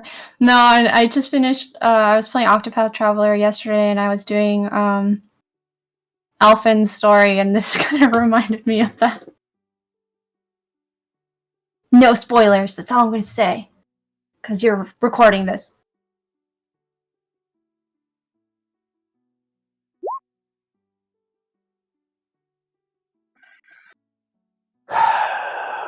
Well, I guess I can tell you. I guess, yes. You would have to go seek out the alchemist Fizzlespark. Fizzlespark, okay. See, that's a name with power. Wow, is it a dwarf? Or is this alchemist a dwarf? What race are they? I'm gonna guess goblin. He is a very, very tiring and eccentric gnome. Okay. 1 sec. Fizzlespark, of course he's a gnome. Jamie's pregnant. I forgot about him, sorry. Sorry, Puggy. He's not a gnome. He's a half. No, I know. His previous. He's a half-dwarf. Yeah, but his previous character's a gnome. Yeah. I have a question for you, Mr. Undertaker. Where is like the town's main church, or what is their main deity that they worship here? Yeah. Oh, there are many deities worshipped here. Hi, I'm back. Welcome back. Do you have to poop too? One. No. Babe, focus. Each one for their own specific merits. Though those of the faith and cloth seem to be having their own issues. Oh yeah? Is there one faith dominating the other in this town? I mean, there's always a faith that dominates another. Got a new one. Uprising. Not that I know of. Can you elaborate on what's going on with the faith and cloth, though? Do I look like a man of the cloth? I don't know. I don't know what you look like underneath. I am just a man who takes care of the dead. You're just very pragmatic. Some men and women of the cloth are pragmatic too. Just saying. Well, So what I'm getting out of this conversation is that you are not the man who likes to be dominated. Right. So you're telling the Undertaker that he doesn't like to be dominated? Yeah, whatever. Well, I do not know of anybody who prefers to be of servitude over their own. Well, I do. He didn't friend. mean that kind of dominated, but Yeah. it's fine. Moving on. Wait, ignore our brother. Moving on. Go ahead, Lani. Ask Very more questions. well. Ask more questions about the faith. So is this like an airborne disease, or is this something that's passed like through bodily fluids or contact, or do you have any idea how it's spread? Well, if we did know how it was spread, then wouldn't you think that we would be possibly taking care of it and getting rid of it rather than dealing with the increasing piles of the dead? I mean, your job is to take care of the dead people, so I don't think you'd be doing anything other than taking care of the dead people. By the way, some of the farmers that live on the outskirts are dead. We drove by them the other day when we came into town. Yes, that's very unfortunate. But as you see, I have my hands quite full inside the city. That the outskirts are just going to have to be tended to later or by the local wildlife. Speaking of bodies, I have to ask you, when the first couple of bodies started dying, did the family members that were exposed to it, did they assist in like cleaning the body? Any person that touched the body that were not covered up like your workers, how long, if you happen to know, how long between the time that the first body in that family died to the last remaining member of that family? Oh, as I've told you before, that's like counting the snowflakes as they fall and trying to remember each individual one. Okay. Tell me this. Very daunting for somebody to remember every dead person they have seen. Okay, that's fair. Going back to the faith, any people in this town possibly open necromancers? Practicing openly? Not that I know of. Possible demon worshippers? Again, I stick to my business. Okay. Going back to our friend Fizzlespark, was he also the same one that made your masks? No, he did not fashion our masks, just what we use inside the masks. Who created your masks?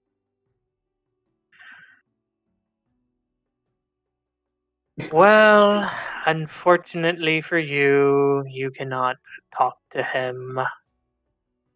Because he's dead. Yeah, I would assume so. Regrettably, about a week ago. Are your masks made of wood? So that one's You not a can- grain Made of of sand, leather. is it? Leather, but it could be wood covered in leather. Yeah, Why- as far what? as far as you can tell, it's leather. Okay. Oh, because sometimes the base of the mask, so that it stays firmly on your face, would be wood, and then they extend it with leather to create kind Leather of. is firm. Yes, but never mind. For more structural integrity, Lani. Yes, But like you so it can says- make leather super firm, like horse saddles are super firm. Yeah, but you don't want it to be like scraping on like the way you. We'll talk about this later, like how to make what. Nah. We'll just say we don't have the means because I'm trying to figure out a way to like replicate the mask, babe, and so I'm trying to hint at like certain things that I could possibly use to create it. But that person that person would be dead. Do you have any extra masks lying around? Any equipment that you're not using? Unfortunately, I only commissioned the 6. The 6, and now you're 5. No, there were 6 of them. Oh, okay. So then the other person just makes them. He didn't wear them himself. Well, Lani. he doesn't know what he did or did not make in his own free time. Yeah. All he knows is what he has, and he has 6 people, himself and 5 others. So I've noticed that your mask maker is no grain of sand. Do you only care about other people when they affect your bottom line?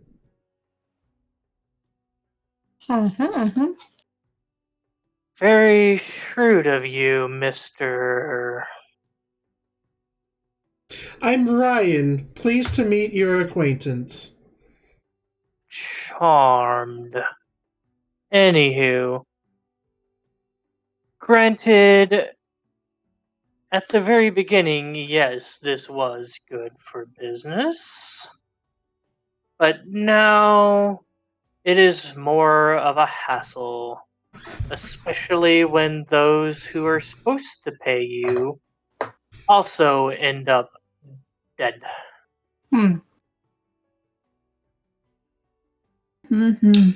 That's a downer. Yeah. I do have to ask you though. Do you have any family members here? Any people that possibly you came in contact with before and after? Oh, no, it's a whole grain thing. Never mind. Just kidding. Where can I find this Fizzlespark? That. Where can we find him? I can't go finding him without knowing his general location.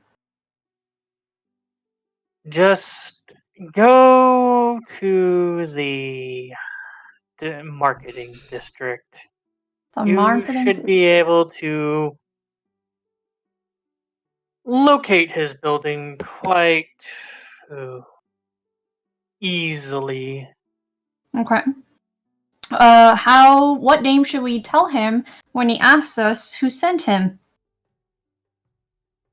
Oh, I'm afraid no name you give him will ease his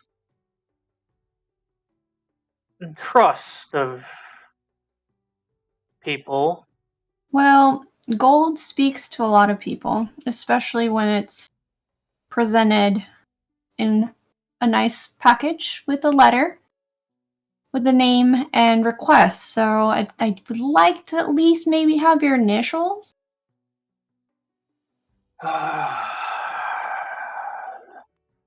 Very well. Thanks.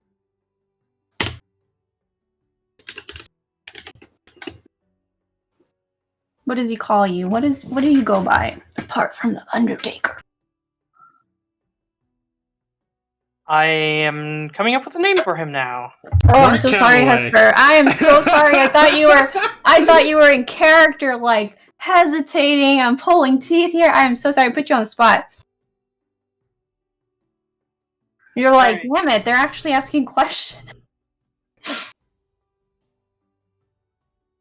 Look, he went through a whole long-form campaign with us, never asking for a single name. I know. We set a terrible standard there. Poor Star. We didn't ask her name until way later. a lot of NPCs. Yeah. Fine. Even though that I do not think giving him my name will help. If it puts you at ease, my name is Sinavel Snipers. Sinavel Sniper? Snipers. Snipers. Okay, Sinavel Snipers. So as my sister here said, money sure does talk. Is someone paying you for your services? At the beginning, yes. Now, not as much. I like how you think, Ryan. What do you want to do? I'm very interested to know who is paying for the goodwill of the people,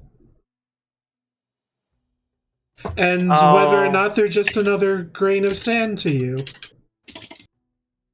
Oh, you're talking about a benefactor or a patron. No, my dues come from those families of the departed.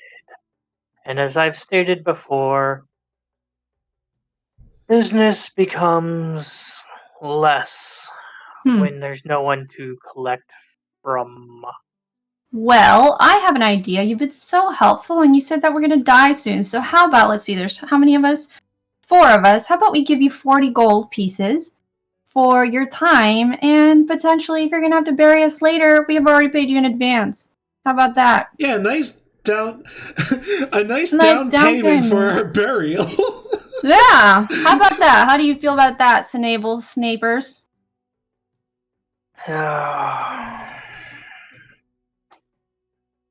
Let's see here. See, goes through and you see him kind of get close to you, but not like actually in touching distance. And he pulls out from his belt something that's wound up. So he lets it drop to the ground, steps on it, and kind of raises it up. So about, yes. And then he kind of stands like in front of you and kind of measures out. You know, again, not touching you. Yes. Well, we haven't been doing very many burials as of late, but if that is your request, and with adequate payment, I could possibly see that it is done.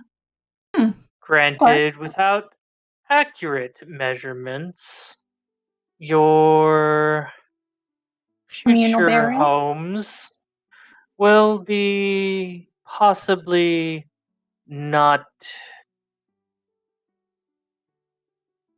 fitting well. Not fitting well? Does that mean you don't have enough space in the ground for all of us?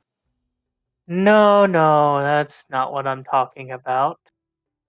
No, I'm talking about more of what you're put into rather than where you're put at. Well, how much would it be for the 4 of us if you were to bury us versus throw us in a boat and And burn us? you. Because I guess cremation is probably cheaper even here. Well, that's one reason why they're doing it this way. I mean, but every time the you amount burn that they can throw on a boat is Personally, a lot I higher don't care if I go in the ground or in the sea. I just refuse to be a grain of your sand. I've given you my name, I've given you my coin. You will remember me. With a face like that, it'd be hard not to, Mr. Ryan. And I bet your mask just conceals a long nose. So hard not to laugh. Ryan, behave yourself. Carefully, Mr. Ryan. Tread carefully what you tell others.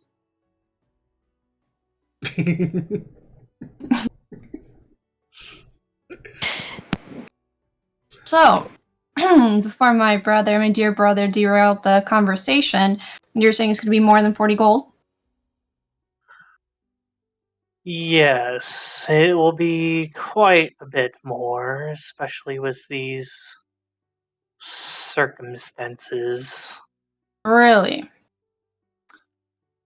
Well, there is procurement, and then labor, and then rights. It's a very big ordeal. Not to mention, I have to pay. Others, possibly more scrupulous, or a little bit more. What's the word that I'm looking for? Basically, willing to be bribed. More. I'm trying to think of the word too. More. Let's just say that. I think I got an idea. Yeah. More malleable to bend the rules that are in place. So you have to bribe people, pay your workers, and have food in your stomach. And procure the goods to make said coffins and that place to bury, and it's a whole mess. So yeah, definitely 40 gold would not cover it. Speaking of those people that have to make them more malleable, would those people include those in the Jarl's court? I feel if I tell you too terribly much, that I possibly endanger my own well-being. Well, then take these 40 as a deposit, and we'll come back and pay you the rest. One of us will probably live a little longer than the rest. About how long do we have until we come back to you in a less talkative state? Depends. As with most things, the body generally tends to determine this. Kind of like curls over and looks at Remy. He will probably be around for a long time. Huh. The rest of you... Did you know he can briefly turn into stone for a few seconds? It's quite a parlor trick. Wait, why is... Oh, no, wait, that's a Goliath. Never mind. That's a Goliath thing. I thought I knew barbarians. I'm sorry. I mean, there's the Duergar and stuff, and they have weird shit like that. Yeah, but yeah, no. my Looks bad. at you. He looks Retcon, at you. retcon. No, I want to play this out now. You did this. He looks at you're assuming. He looks at you quite puzzled, and he goes, "Interesting. Don't know if it's more interesting about him or more interesting what it says about you." And I hold my breath, I don't blink, and I just stand there for about a good 10 seconds.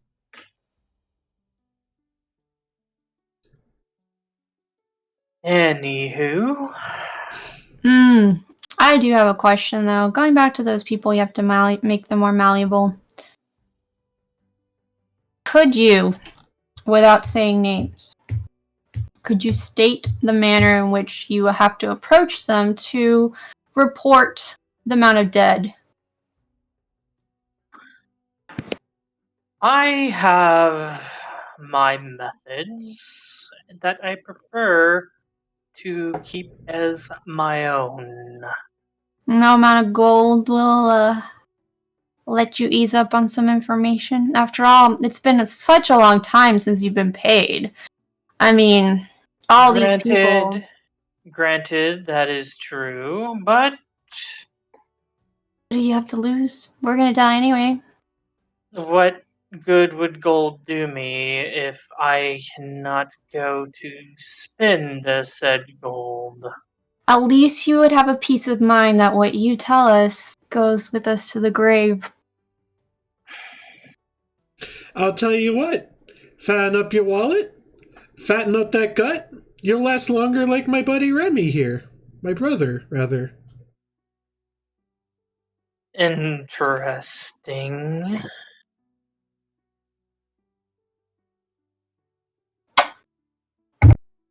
Anywho, I prefer not to jeopardize my livelihood and possibly even my own life by divulging such things. Interesting. So you have to keep a secret on the people that you need to report to of the dead, whereas in other towns that would be easily accessible because we don't have anything to hide. I thought you were asking, like, I thought you were asking more along the lines of who do you report to for this? Yeah, holy shit, is there some kind of, like, gravedigger, like, mafia black market scenario? Yeah, so, like, I guess... sorry, Hesper, like... I thought you were going about a roundabout way to ask him, essentially, who he would have to bribe off. Yeah, technically you do, because if you think about it, we're not village, we don't live here, so we would be outsiders. So there has to be someone that's in charge of the count of citizens, like the names of citizens, who's keeping track of that. And so if it has to be an official to approve of our burial, then why is he withholding that information unless they're hiding something? Like, that's my logic, is like, those higher ups that you have to bribe for us to be buried, if you have to bribe them for us to be buried, that means that they're trying to control who's dying and who isn't. That's my logic. Yeah, well, anyways. I'll tell you what, I didn't think your underground connections went more than 6 feet, friend. Very funny. But I'll try to derail the conversation as to who do you officially report the people that in this town, because you have to report the body count, I'm assuming, and I know you say you have lots of, these people are grains of rice, grains of sand for you. Okay. But so so I'm going to stick with what I originally told you before, because essentially I feel like if he told you guys, and this is kind of the feeling that you get, if he told you guys who he reports to on that and who he'd have to bribe to possibly do something else, then essentially, because this is going to that person could go to somebody above them and be like, hey, I just found out about this, seize the things and, possibly even go to the Jarl. So basically, he's About the saying this bribing? to. Yeah, so basically, what he's saying is essentially to, quote unquote, not give you the information because he is protecting himself from possibly something bad happening to him because you guys are going to so and so talking about something that you But guys see, shouldn't be going to so and so and talking to about. so here's my counter to that. If we want to protect his livelihood about the bribing, then part of our investigation still needs to find out who is the one in charge of recording the amount of deaths in the village, in the town. Okay, so yeah, as part of our investigation, we'll go that route. He does. Okay, so well, with the dead, as you've noticed, the associate of mine writes down the names. In turn, I take those names and I put them in my ledger, and then I give them to the proper authority Who to is? keep track of it. And this is the person that he's not telling you the name of because he doesn't want to get in trouble. Okay, yeah, possibly. But in trouble for impeding our because if he impedes our investigation, so basically, I guess, okay, this is my logic, Hesper. So we're trying to figure out how many people have died. And so we go to the Undertaker, and then he tells us, okay, he has to report. We found out two different information. Like, we have to report if we want to get buried because we're outsiders. He has to report to someone specifically and make certain attempts to persuade this person to allow us to be buried, right? A specific person.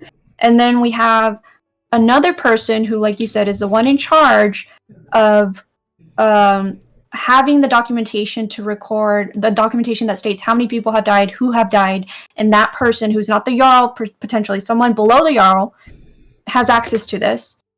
We as and I know we're outsiders, so that I know is a factor, but if we're trying to figure out how many people have died and to how we can remedy this, we need to know that person that he reports to. Now, whether or not he chooses not to, like, I still have now information that you're reporting to someone, and we'll figure that out later. And so I'm talking this out of character, like to kind of guide you as to what my processing is, so that when we do cut the conversation, it's more like, okay, like, now we have some information. Whether I'm not forcing you to tell me who that is, I'm just going to be like, okay, like, now we know you have two separate individuals, one that you could potentially bribe, and then one that you're actually having a ledger and keeping track of. Does that make sense? Okay. I'm over here trying to figure out if, like, Hesper's just kind of putting the rails down, like, from the train, or if we are actually, like, uncovering an intentional, like, burial plot bidding war mafia scenario that he's laid out for us. Potentially, I mean. Well, okay, so essentially, from what you can tell from what he's talking about, the person that he gives his ledgers to is the person that he would have to bribe for the burial to get it, essentially. Okay. So it's not two separate individuals. No, it's one individual. It's the same guy. Okay. That he gives the ledgers to, and it would be the same guy that he talks to that gets this set up to where he can do the burial, but it reads officially that it's been done the proper way. As opposed to... Yeah, and he doesn't want to give you this name because if you go and talk to them, then, as I stated before, he's going to, it's like, okay, how'd you get my name? Oh, really? Well, so I'm not taking the fall for this, so I'm going to axe off the Undertaker. Right, but then, like, here's the other thing, the other logic. In other towns, and again, this is just coming from, like, my knowledge of let's say, our town, right? Our town is organized. It's going to be possibly a little more developed, right? So we have the city guard, and then if and then we have the people that are in charge of the livelihood of the people, whether it's the one that's in charge of the coin, in charge of managing resources. And then when it comes to people dying, those same people that are managing resources are also keeping track of the people that are dying, people that are sick, right? So, in this scenario, go ahead. From what you can tell from what he's talking about, if your question is it somebody in his court, in this Jarl's court, then yes, it is. Mm-hmm. Okay, so then that's fine. Like, we don't need a name right now, but my next question to you is, if we can't, it can't just be the Undertaker that knows of this person, when in other towns, if you need to reach out and report that, a family member has died, and you need to confirm, like, that person. Let's say, for example, you have twins, right? One dies and one doesn't. How can the Undertaker accurately, like, report it if, let's say, I don't know, just far-fetched kind of thing, like, they misidentified them? And so, don't you need that kind of access to those individuals, especially for the nobles, to then be able to confirm, like, let's say this is a will, this person had a will, this person didn't have a will, like, this is how we're going to redistribute that information. Does that make sense? And so... Yeah, I guess. I mean, I'm so sorry for destroying your plan. I'm so sorry. You're just digging this more complicated pit that I have to figure out. Yeah, and so in my logic, the nobles have access to these people, and we're nobles, and we have money. So whether we bribe the Undertaker or not, there's got to be more people that we could potentially bribe that have access to this person, so then that person doesn't directly think the Undertaker did it. Does that make sense? So possibly, yes. I'm just telling you, the Undertaker is not telling you who it is. Okay. So... Alright, so there's possible other people that also communicate with this one. And in our mind, we're nobles, we're also in the shady business, and we know that there's other people that could have access to this person. And this is, again, out of character, trying to explain my train of thought. And now we can jump back in.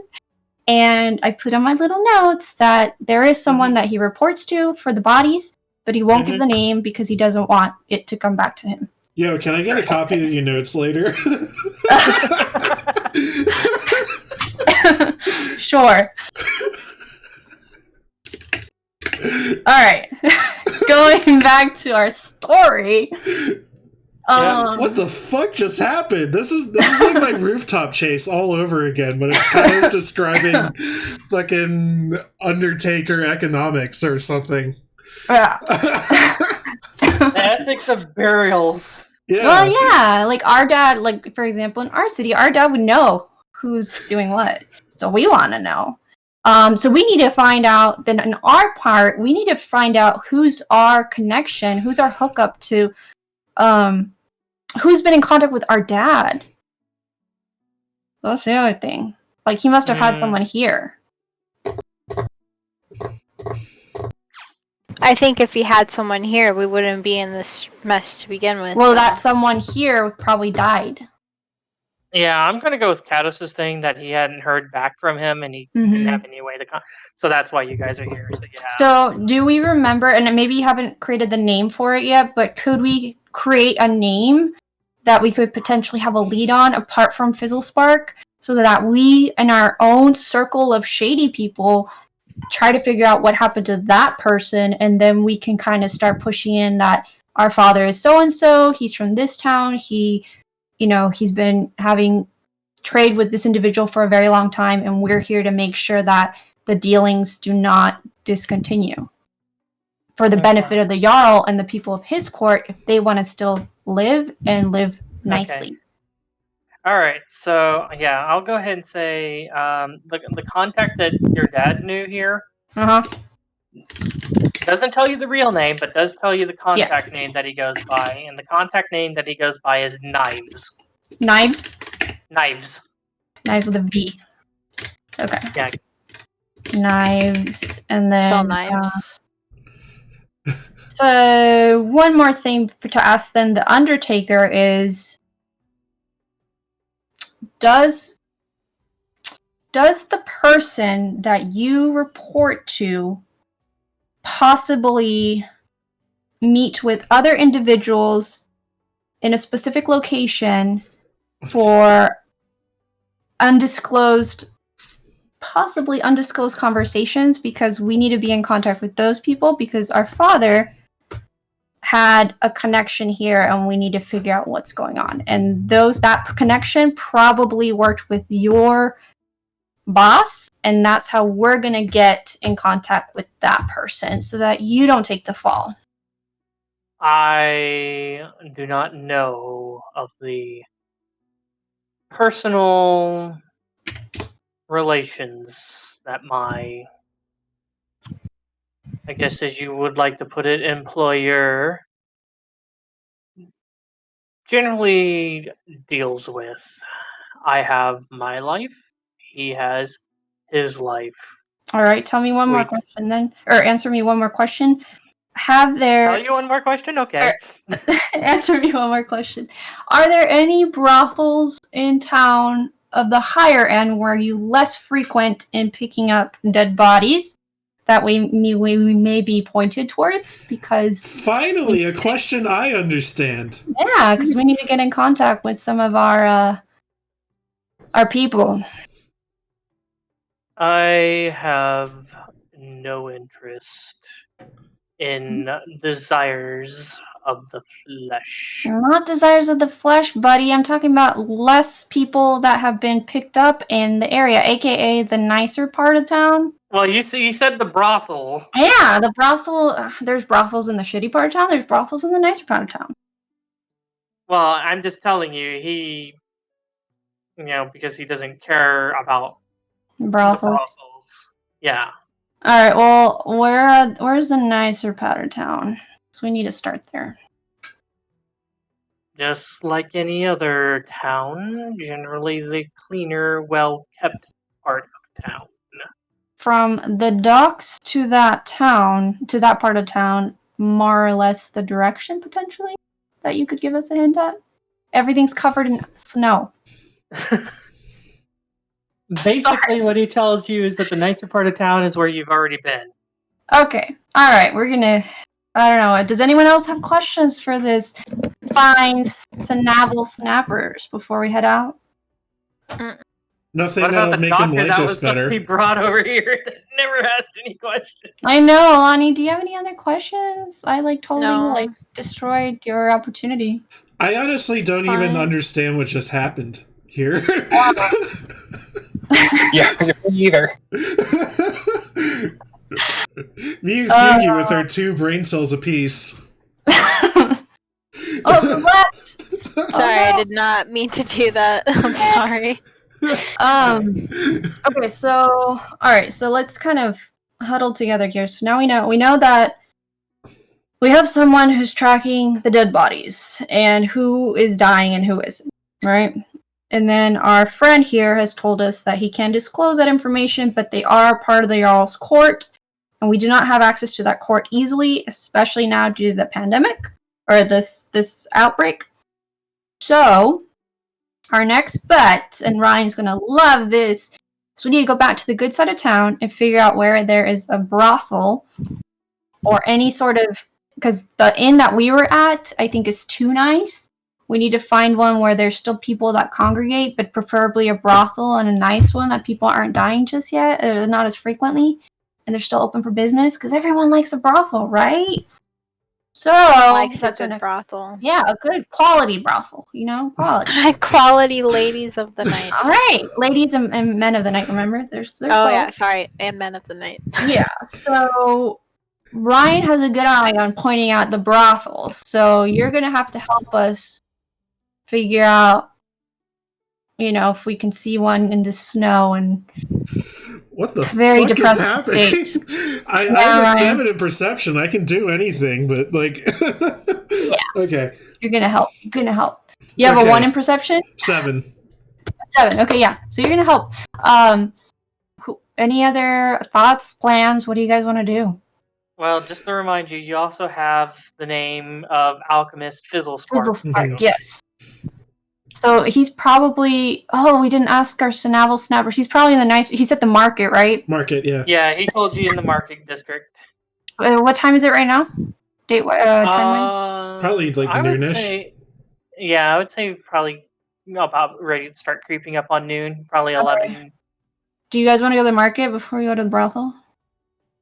If there is a brothel, are there brothels here, Hesper? As far, I mean, the word brothels like 10 minutes ago. Is what Hesper's saying. Yeah, well, hopefully they are. You've only asked one person about it, and well, there's Fizzlespark and some other people we can ask. I really hope Fizzlespark is able to vouch for our new friend's character here, because let me just say the Undertaker was suspect number 1 on my list here, and that hasn't changed. He could be the underling. Like, I don't think he's a mastermind. There's a mastermind in the court, potentially. I feel. Because that person is tracking all the dead people and doesn't want people to know who that person is. Easily, anyway. There's got to be some reason behind this. Culling, maybe. I don't see how... It has to be someone that's going against the Jarl, because they're trying to undermine his trade and decrease, like, any money coming into this place. And they must have something against this Jarl. And they kill knives. Like, what the hell? Alright, guys. You don't know how Knives died, so... I know. We don't know how Knives died, but he's dead. And that's a problem. That's a big problem. So, let's get out of this dock. I feel icky and frustrated because this guy just doesn't want to talk, even with coins. So we gotta find some other person who's willing to talk with some coin and some possible better persuasion techniques. Okay, so where are you? Gold isn't where are the you metal guys wanting to go? Gold is a metal that makes some people talk, but I found that some people talk also with steel. True, but we can't use that just yet. Okay, Ryan, you gotta save that for last. Yeah, we gotta wait till nightfall. Yeah, let's use our face, our physical features first. Let's go, guys. To the market, right? To the market. To the market. To the market. To the market? Okay. So, you guys go ahead and are you guys going to go up via the stairs, or are you going to go up the ramp? Holy Stairs. shit! Get our exercise in. Yeah, I was gonna say the stairs seem like it's a shorter walk because they can go up quicker than the ramps can. Yeah. Okay. So as you guys make your way over to the stairs, which are on the further south end of the dock, which you guys are closer by anyways, as this is the like the pier or whatever that went to the that you met the Undertaker snapers at. You guys go ahead and head up the stairs and manage to make it back up to top side, I guess I'll call it, or the main part. Mm-hmm. You guys know what you're looking for, but not entirely sure where said market district is. Well, we're gonna keep going and see if we can find some houses with activity nearby so we can ask them behind the door. Well, like I said, I would think the market should be pretty close to the docks. I mean, it sure would be a shame for all these merchants to carry their shipments so far from their ships. Very true. Yeah. Well, you also got to think too. They got the mines and stuff like that on the other part too. So,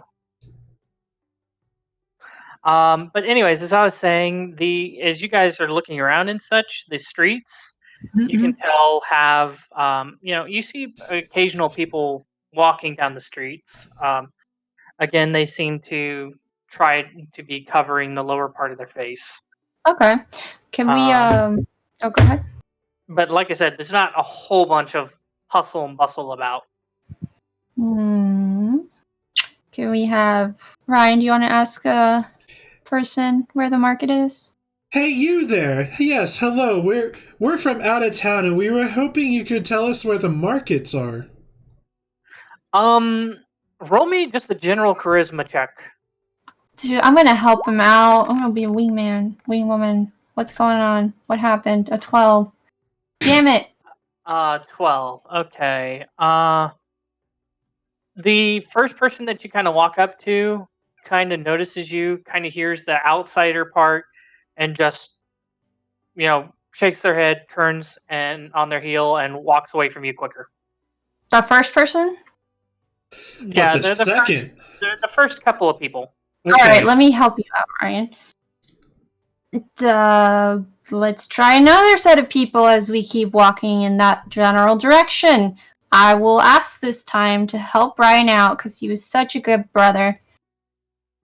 Where can we find the markets? It's snowing and I've lost my way. I can't remember where the market is. Can you help me out? And avoid saying outsiders? Mm-hmm. Alright. Roll a charisma check. I don't know why I put save, but whatever. Should I do check here? Let me see here. Here we go. Yeah, I was gonna say check. Oh my god. Check should be fine? No? I don't even know. I don't like that one. Well, I was gonna say this. Yeah, I'm trying to figure out why. Because of your. That's right. Because of your jack of all trades. I forgot it does that. Yeah. So I was just gonna say I was just gonna take the first number. I was originally gonna -4, but -4 on the first number. You could do that. Well, it's a -2, so it's a 20. Yeah. Yeah. So 20.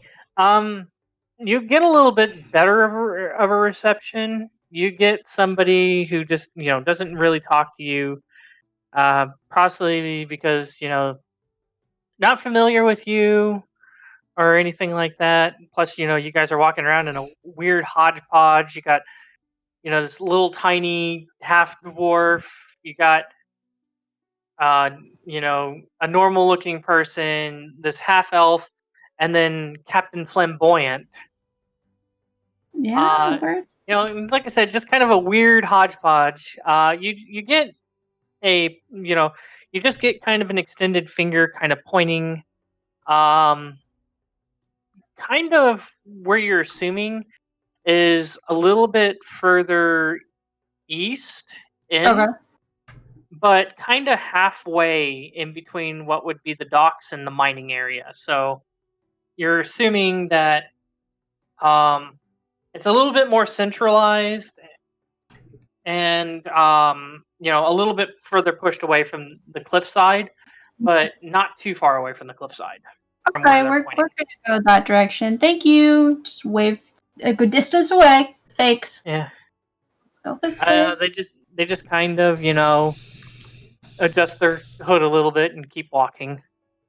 All right, let's go to the market, guys. Okay. So making your way over to the marketplace, you guys eventually get there. It's for a marketplace, it's very dead. You might see an occasional person or two.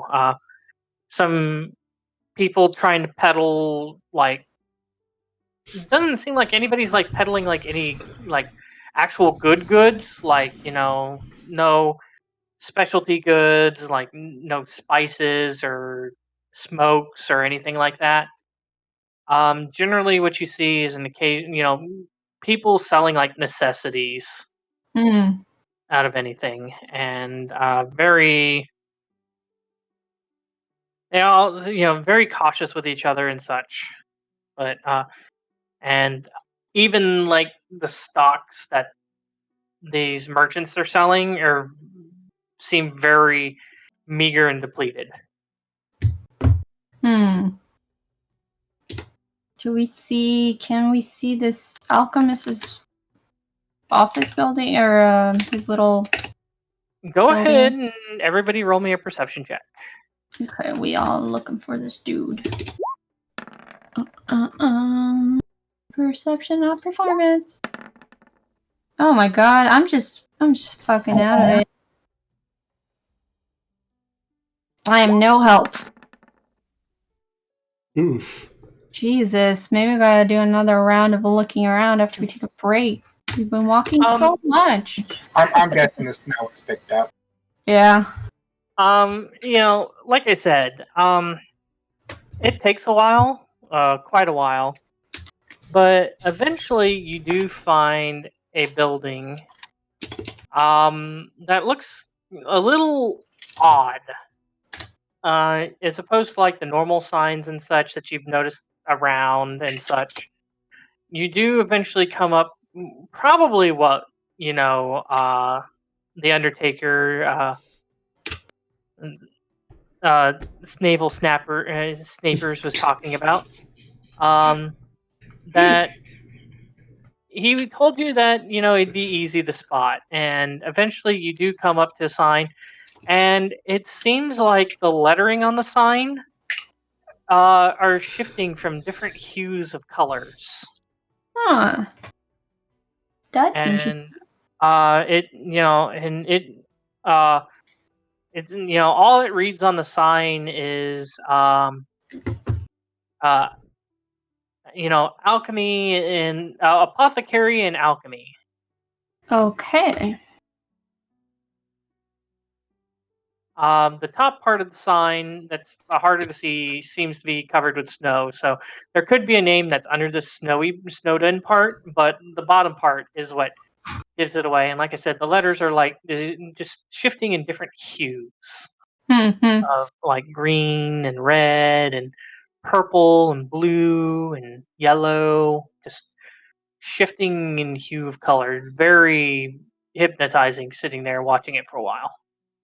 Okay. Before we go in, though, I do have a question. It's for Roux, I guess, and maybe Hesper, but does Roux have any of the cleric abilities to possibly what's the word I'm thinking of? Either protect or prevent or reduce the effect of a curse? I do not think that Lani took the remove curse spell. And you said Hesper. Did you mean Aster? No, I meant Hesper as in a DM because you would probably know her spells. I have lesser restoration, which removes a disease. Yeah, so there's that, but she doesn't have remove curse. I know that. Okay.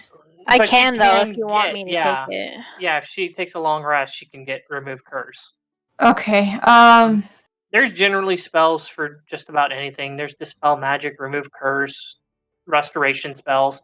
There's lesser, and then there's greater. So, I guess because it seems like this disease. Could you cast it on me? I was the one that took one hit point away before we go in. Yeah, Which I can spell? cast lesser restoration on you. Oh, okay. Lesser restoration. Okay.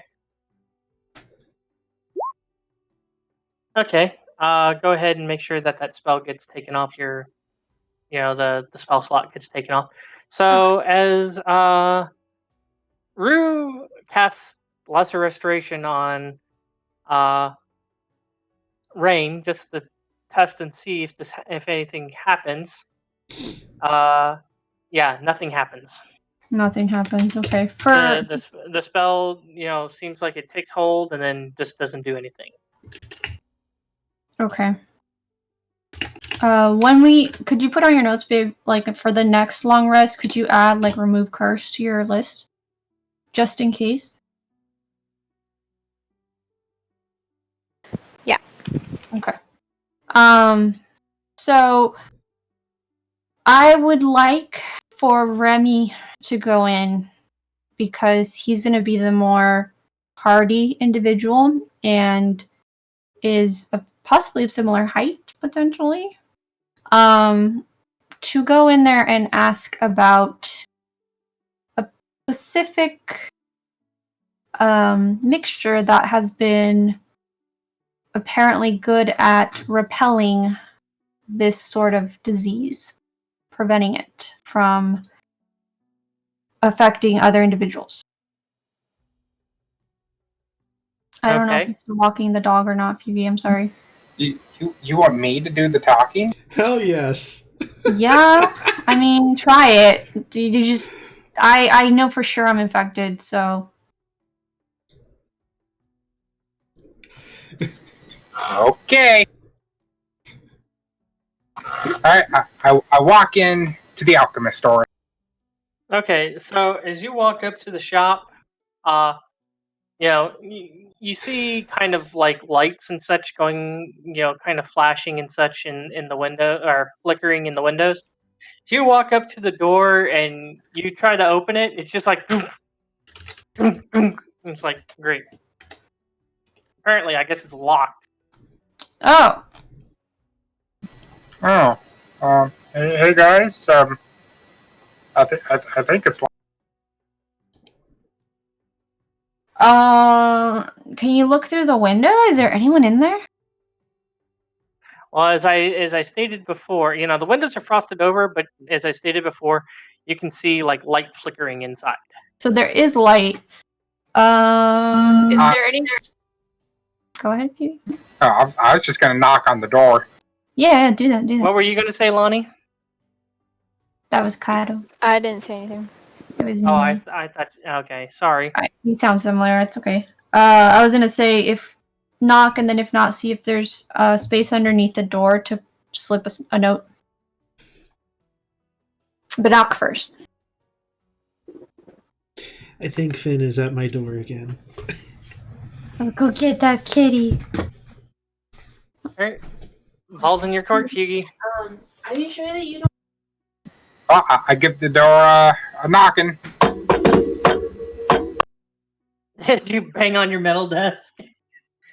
Okay, so as you do that, you kind of hear shuffling and such at the door. And eventually, looking through the side of the door, you notice that this like metal plate seems to slide up and down. Like half of it goes up, half of it goes down. And out of this metal plate comes this glass sphere that seems to be attached to like a mechanical cable as it kind of comes out and looks like it's looking around until it spots you. And then you hear from this like mechanical spheroid that's like staring at you, you hear a voice coming from it. You hear, yes, what do you want? What do you want? I'm trying to find the alchemist, Fizzlespark. Yeah, you found him. What do you want? What do you want? I'm trying to buy herbs. You're trying to buy is that all you're saying? No, I'm trying to buy some herbs. Herbs. Yeah, well, everybody is. Everybody is. Can I buy some? No. Oh. And I turn around. He said no. Can we ask? This is such a Cados thing. I don't want to talk. Too bad. Talk. I'm gonna bump him over to the side and talk into this small spherical object. Okay. As you walk over and kind of bump into Remy and such, the spheroid that was looking at Remy just kind of shifts up and starts looking at you. Hey, we're from the different town and we're just trying to get rid of this disease that's going on. So maybe if you let us in, we can talk about how we can take care of this and brainstorm together. That's what I said. Shush, Remy. Make a persuasion check.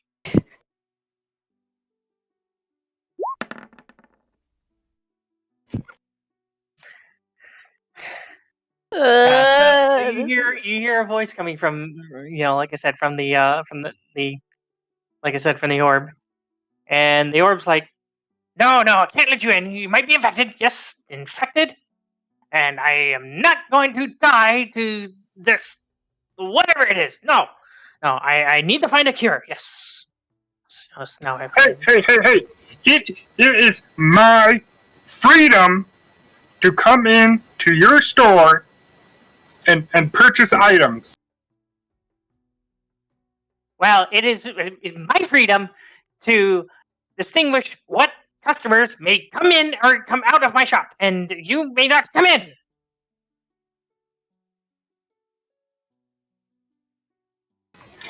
This is literally slavery.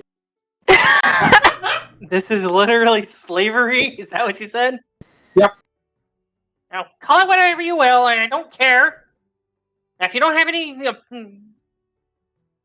use, then go, be off with you. I start walking away, and I'm mumbling under my breath. Goddamn liberals and their plague hope. My goodness. Oh my god. Lani, what are you doing? I'm waiting for Cados to get back so she can help. Maybe you can ask Aster for help? Oh yeah, hey, Ryan, can you finagle your way into letting this guy let us in?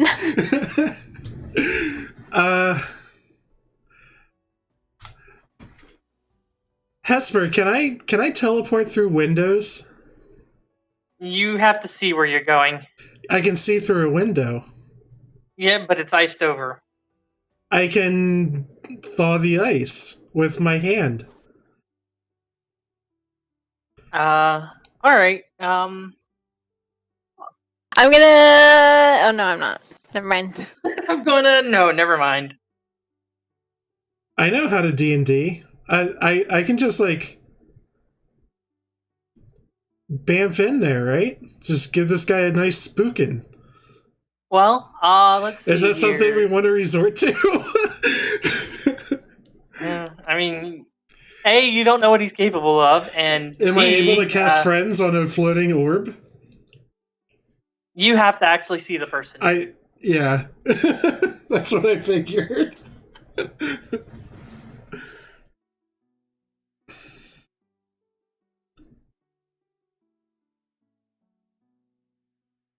But yeah, I feel like this is kind of a last resort scenario, but I can just, like, give this guy a nice jump scare by teleporting into his room. So are you wanting to sit there and try to defrost the windows while, or de-ice the windows as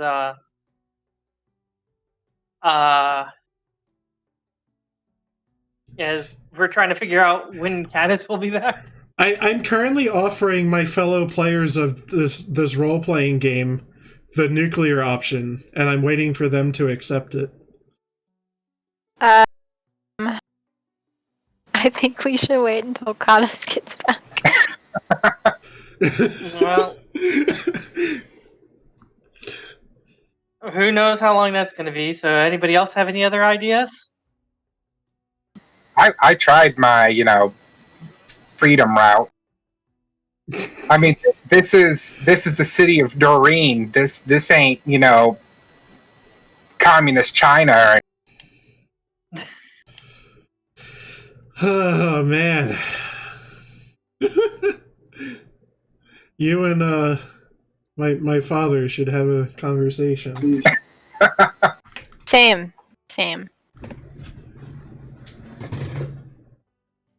And what are you doing? Playing D&D. What are you doing? Well, it sounds like you guys are just sitting around like, somebody has to have an idea. There's 3 of you. You can't always fall on the one person. Hey, I have an idea, but it's like last resort territory, and I don't know what happens after it. I mean, I'm okay with you poofing in. Right, I guess you can try it. I just don't want to attempt potentially lose the support of like the one person that could help us. Yeah, that's not great.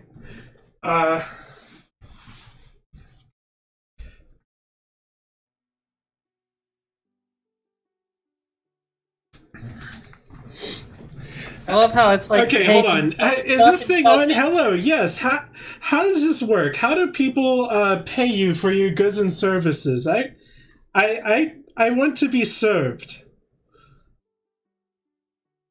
and I'm willing to pay. Roll me a persuasion check.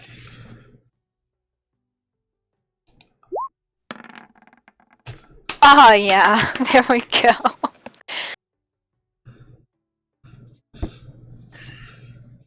Okay, so Me and Remy are like hiding behind the. I love it. I'm just like ... and I'm willing to pay. Roll persuasion. Okay, so yeah, as you do that, you kind of walk up. The eye kind of shifts over to you, is kind of looking at you. Yes. I could, but how do I know that he's not? Could I maybe? Yes, I could try that. I haven't tested it yet. This could be a perfect time to test it. No, wait, maybe?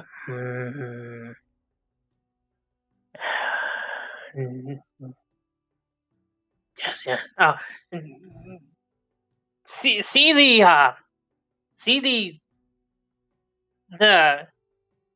the other metal plate over there, the brass one with the giant green circle on it. Go stand in front of that. May I ask what it will do to me? It'll make you safe. Now go do that, or you're not getting in. All right.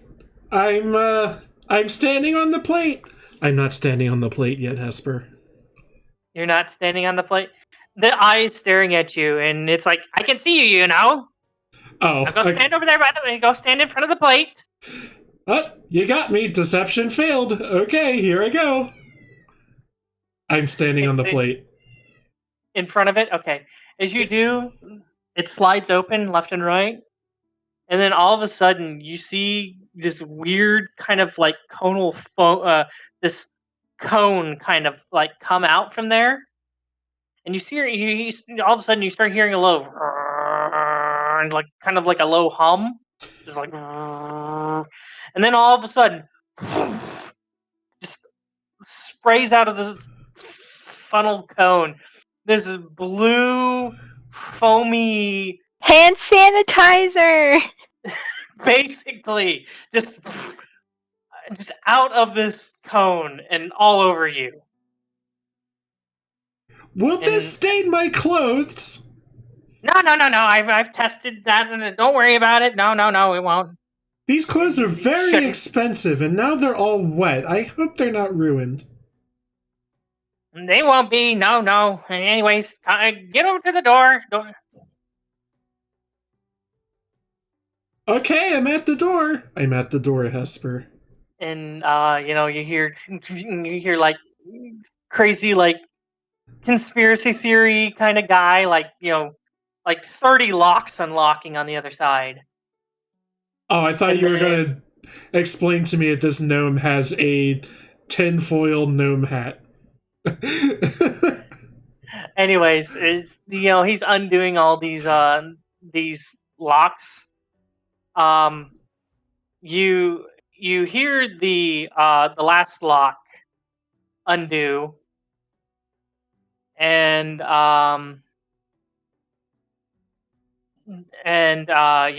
like I said, you hear the last lock just going to, and he's like, "Well, step in, just you though." All right, I'm watching you two.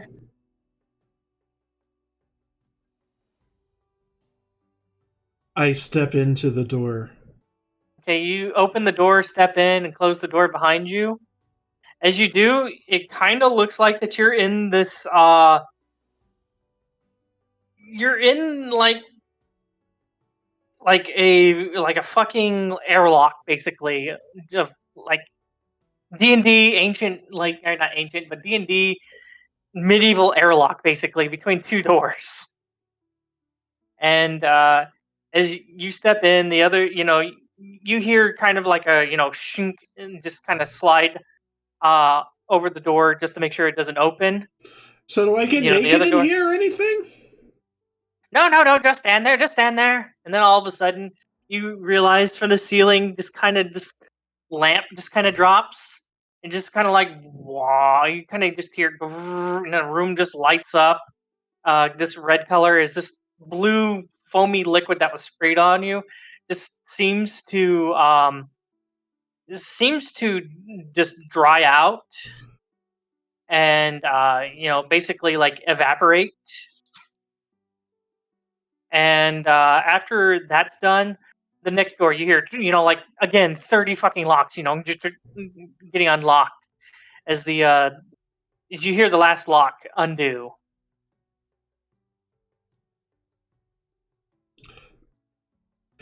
I can tell you have a great relationship with the local locksmith. He must really like you. Can't be too careful. No. That's what, 60 locks so far? Is there one in the front door as well? You did come in through the front door. Yeah, but do you keep it locked at night? I keep everything locked. So at least 61 locks. And I'm too busy with other things to worry about that. Too busy. Anyways, come on. All right, I'm coming in. Looking forward to this. So, you open up the shop and you look inside. And inside, like I said, you can see like the flittering of candles and such, but you can also see like basically like equivalent like D&D beakers and like flasks and stuff like being heated and just all this like mad scientist shit going on in here. Yeah. It also looks like he's been tinkering around with like some inventions and shit, which you've already ran into a few of them as it turns out.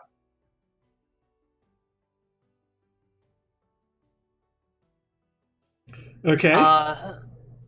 So, anyways, as I was saying, so you're basically inside this room with all these beakers and such like that. The gnome is standing there. He looks very like sterilized.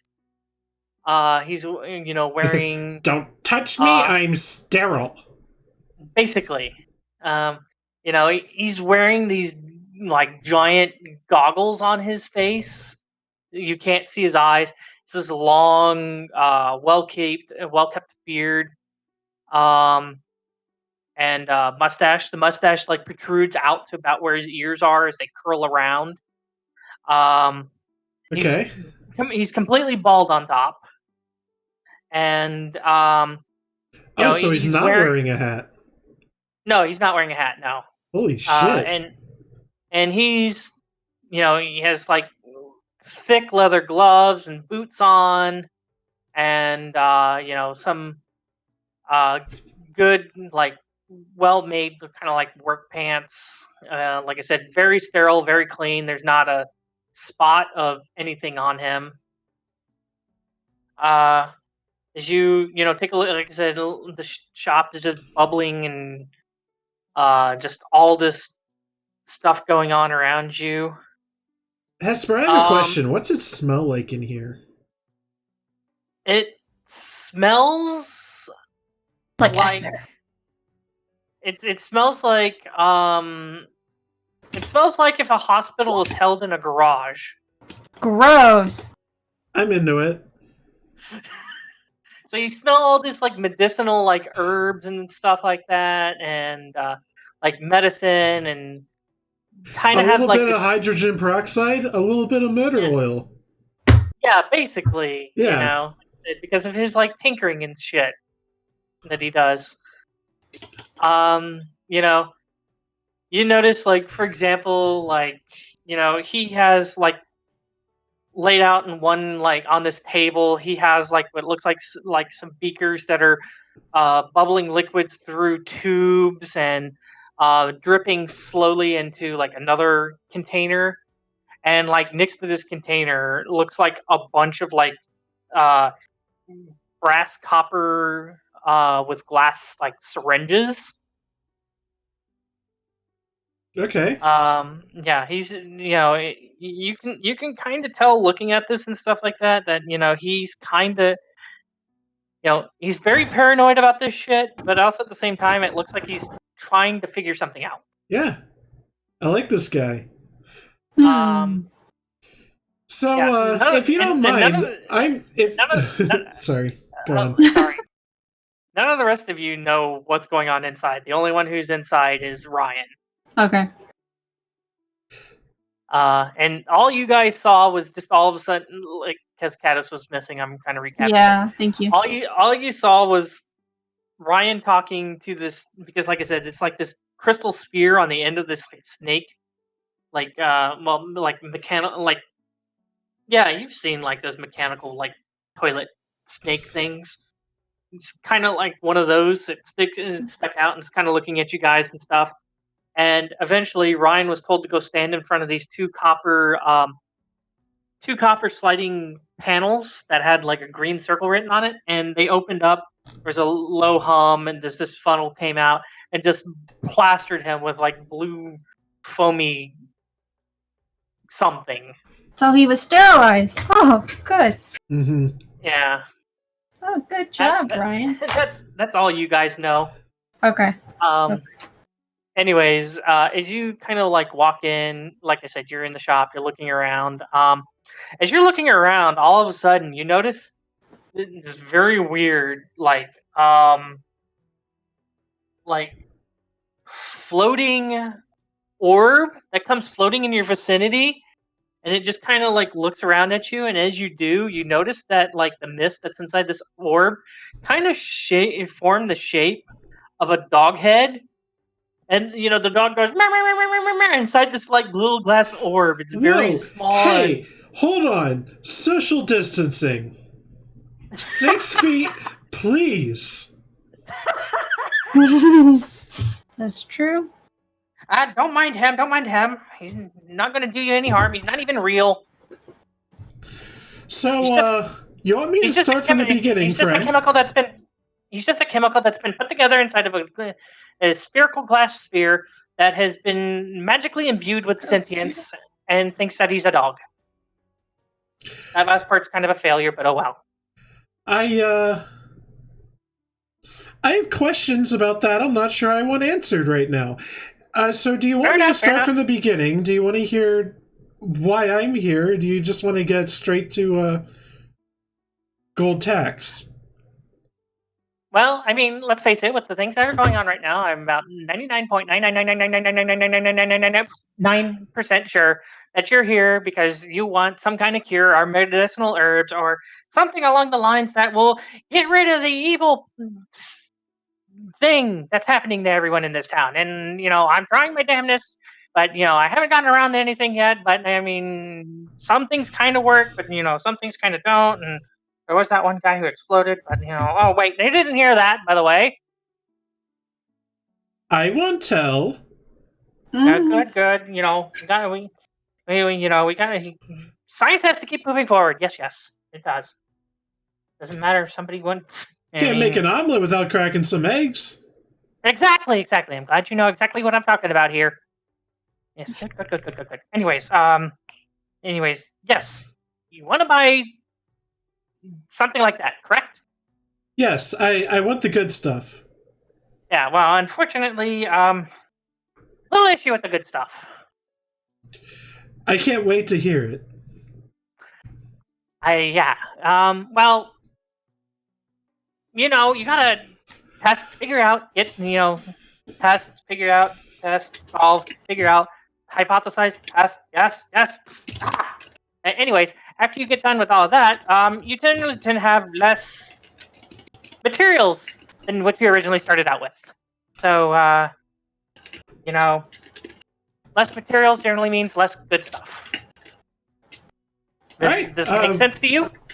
It sure does. So, what kind of materials do you require? Lots of things. Yes. Let's see here.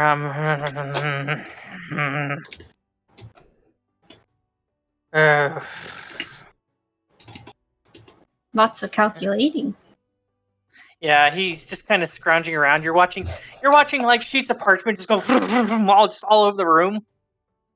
Because it looks like he's like trying to look through his notes and stuff like that, trying to find like list of materials that he's found to somewhat work that he's working on. Mm-hmm. And he's like, yes, no, yes, just yeah, yes, yes, no, yes, yes, no, yes. But wait a minute, wait. Why should I give you the list of materials? You might steal. Yes, I mean, granted, we need to get rid of this as soon as possible. Yes, but See, that's what the whole like life story thing I was going to tell you about was about. You what? see, me and my family, we came here from Feldnitz. That's the name of our town, and we are families of we are children of the ruler there. You might be familiar with the Thief King. Anyway, we are not thieves. Instead, we are here to basically help reestablish trade between our cities. And, well, one thing led to another, and now we're trying to figure out this whole plague business. So we're willing to help any way we can just to reestablish this trading arrangement that we have going on. Yes, I understand. Yes, makes perfect sense. But yes, no, yes, maybe. So no ulterior motives here, as long as, we both want the same thing. We both want the people of this town to be healthy and willing to trade with Feldnitz again. Yes, true. But, at the same time, how do I know that if I divulge my secrets to you and that you won't take the secrets and then you'll use said secrets to create the cure, and once you make the cure, you'll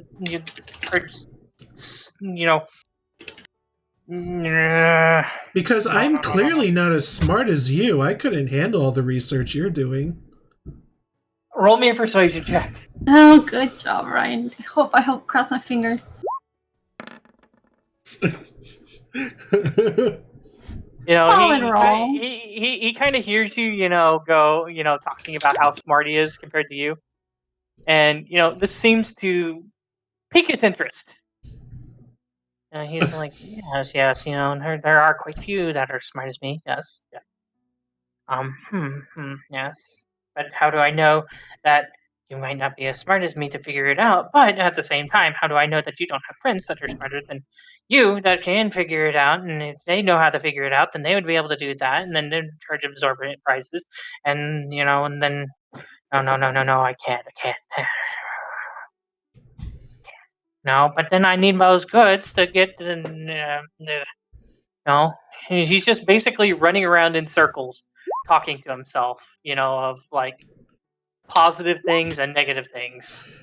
Listen, you're spending all these clock cycles stressed out about your supply when you could be spending that brain space coming up with a cure. Let us worry about your supply. True. You don't have to tell us the recipe. Just I'm assuming there's some like magic that happens. Like to these ingredients. Just let us get the raw materials for you, and then we can figure out the rest. All right. Fair enough. Yes. But yes. Yeah, and he gets pretty close to you. He's scooting up a stool, and he gets up on the stool, so he's like at eye level with you. And he's like, "Okay, yes. Have you get the materials? Yes. But yes, you can't tell anyone else. No, can't tell anybody else. You tell anybody else, and the deal's off." Well, like my siblings, are they cool? That's fine. Tell anybody else, the stuff that I'm telling you, and and Trust me. What's your name? My name's Ryan. Right. Listen, I Stand don't there for a even know moment. who I would tell. We don't really have any friends in this town. Right. Okay. Yeah. That's what. Stay there. Stay there. All right. He steps down. He steps off the table. He walks over. Kind of see him rummaging around behind the thing, behind the counter. And after he gets done rummaging around behind the counter, he walks up again on the stool. He has this this spear, and he walks over by the spear. He's kind of facing sideways to you. He kind of twists it a few times. All of a sudden, you hear it click, and it starts hovering in the air, and it hovers above you. And then you hear another, and it seems to open up to the space that you're in. And then all of a sudden, you just see like this kind of like, there's an opening at the top, and you just kind of watch this thing just kind of slowly sink from head to toe on you. Just as you watch, kind of like this green light come from the inside of this contraption as it comes down and just kind of over the top of you, and then comes back up, and it stops. And as soon as it gets up to the top, he's like, "Okay, yes. All right. So now, if you do happen to tell anybody, know your name, and I know exactly what you look like." And as soon as he says that, you notice all of a sudden you hear a ding, and all of a sudden this like little tiny 6, 8 inch tall statuette of you just kind of pops up, perfect in every detail, every minor detail. Me, the person who's living a double life in character, is sweating right now. Yeah, this thing. I mean, like I said, it doesn't catch anything underneath your disguise, but it does perfectly, as you currently look, make an exact 6 to 8 inch duplicate of you. Well, I wasn't going to tell anyone before, and I'm definitely not going to tell anyone now. Nice intimidation. Very successful. And one more thing. He kind of walks around, and you watch him walk out from behind the counter. This time he has it looks like a straight piece of metal, and he goes, hold out your arm. I do that. Okay, you hold out your bare arm, and he puts this piece of metal over your arm, and all of a sudden it just kind of just wraps around your whole entire arm. And it's about it's very thin. It's probably about a quarter of an inch like thickness on your wrist, and like extremely thin, but it holds pretty tight to your skin. And you notice as soon as it does that, like little runes light up on the outside of it. He goes, yes, now I'll be able to not only have your name, what you look like, but also if you manage to tell anybody, now I'll definitely know, because this will pick up what you say. Yes. Now it's safe. And after he does that, he hands you an envelope, and he goes, everything that I need is in here. Yes. You get the items in here. As soon as you get them to me, then I should have enough materials to make, as you like to put it, the good stuff. Yes. And we won't have any issues. No. Yes. Perfect. Okay.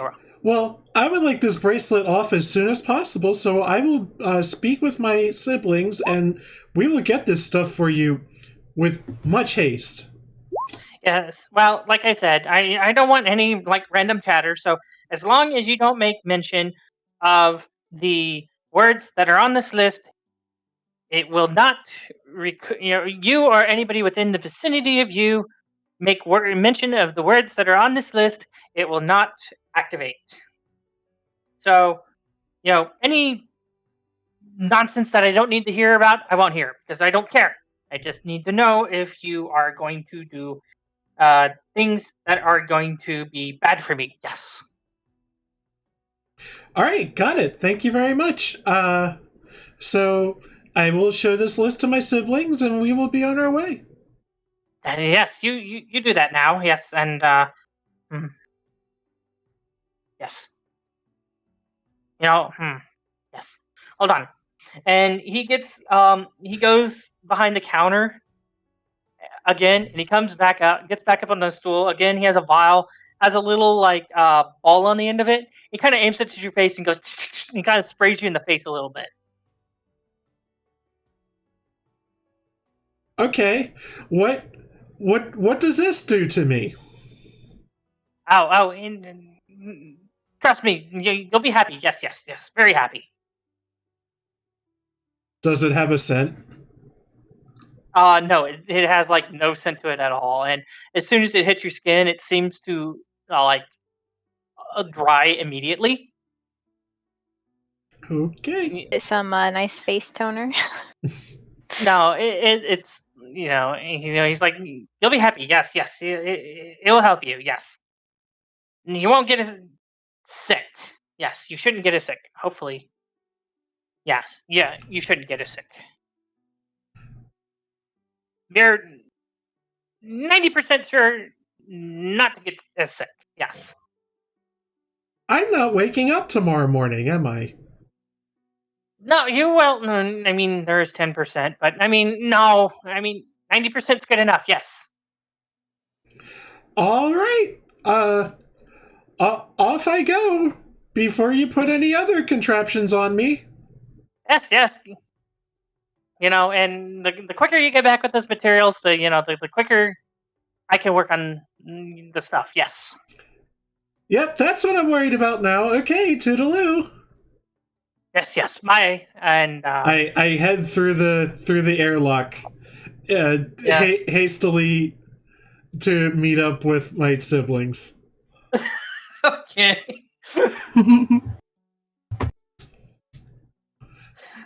So you see Ryan. Like I said, he seems very anxious. Yeah. Robotic in his speech, unsure what to say. Very. How'd it go in there?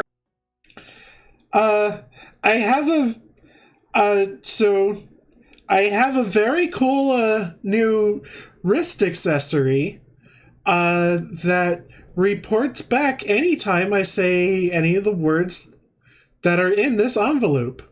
Okay, well, before you open that envelope, let's go somewhere more quiet, shall we? You can go back to our room at the inn. Yeah. I think we should do that. Let's hold that thought, Ryan. We gotta go back to the inn so we can talk about it in there, okay? That sounds great. Alright, let's move. Alright. Where's the inn? From here. I mean, you guys know where the inn is. So okay. I'm not gonna have you guys. Yeah. So I'm not gonna have you guys oh, where is this and stuff like that. You guys have a pretty good feeling of where you've been and stuff. Yeah.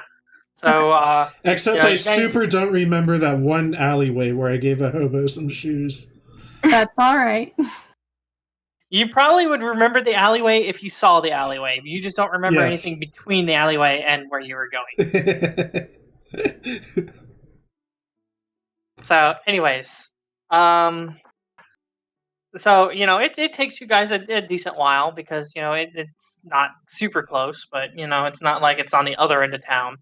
As you guys eventually do make your way back to the Silvertear Inn, again, business is picking up a little bit, not too terribly much. That's kind of, like I said, probably by the time this is over and you guys are back, it's probably close to about 1, give or take. In the afternoon or in the morning? Afternoon. Afternoon, okay. Yeah, 1 o'clock in the morning, you guys would probably be running into issues, especially as a large group of cards. Right. And curfew. Don't you just hate it when you wake up early in the morning and you feel like you've had a full day and you get ready to crash and go to bed and you realize it's only lunchtime? Yeah. is that just me? No, it happens to me. I think everybody has that issue, Aster. Especially now that I work from home, I'm like, oh crap, okay. Yeah, I'm kind of noticing that I take more naps and stuff like that now that I'm stuck at home than if I, was going to school and stuff. But anyways, so you guys make it back to your room at the Silvertear Inn. Feel free to discuss the happenings and goings of what happened to Ryan. All right. So, let me tell you what happened. So, I went through an airlock, and he sprayed me with stuff, and he put some sort of scanning apparatus around me, and he made a figure of me so that he knows what I look like as collateral for any kind of betrayal we may or may not do.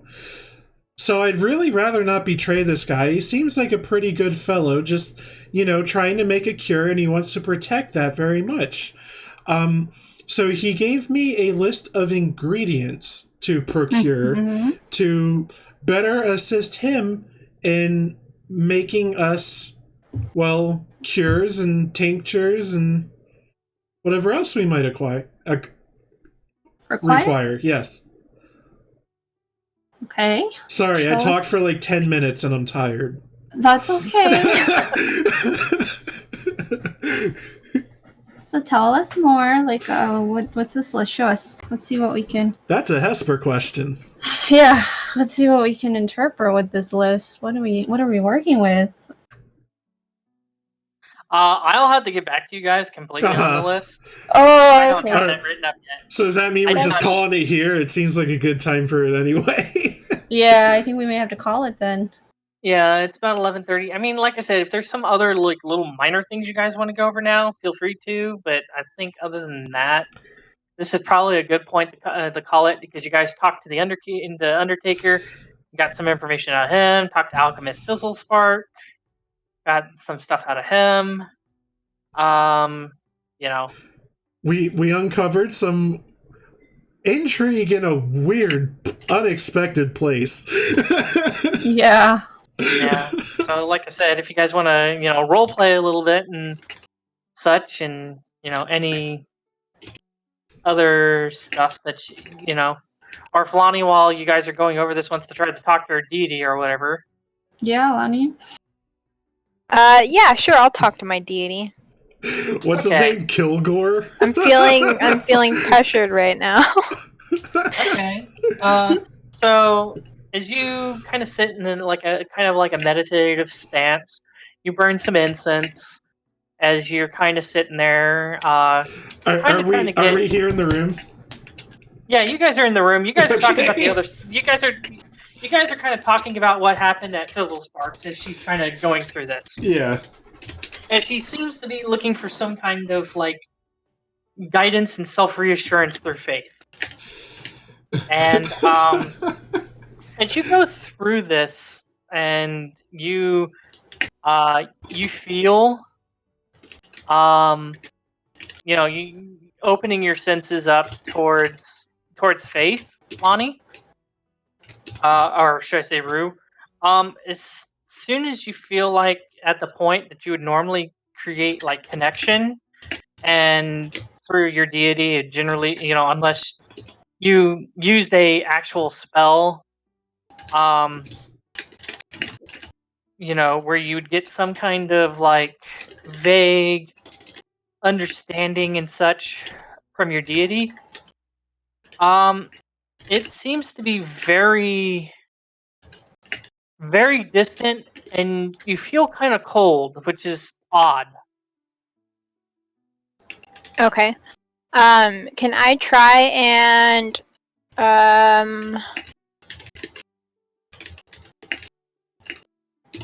I want to try and cast a spell. Okay. Okay, I'm gonna try and cast Zone of Truth. Okay. And I just want to see what happens, if I can actually cast the spell or not. So you're casting it in the room? Yeah. Okay. So you sit there, you do your usual chant, go ahead and mark off the spell slot.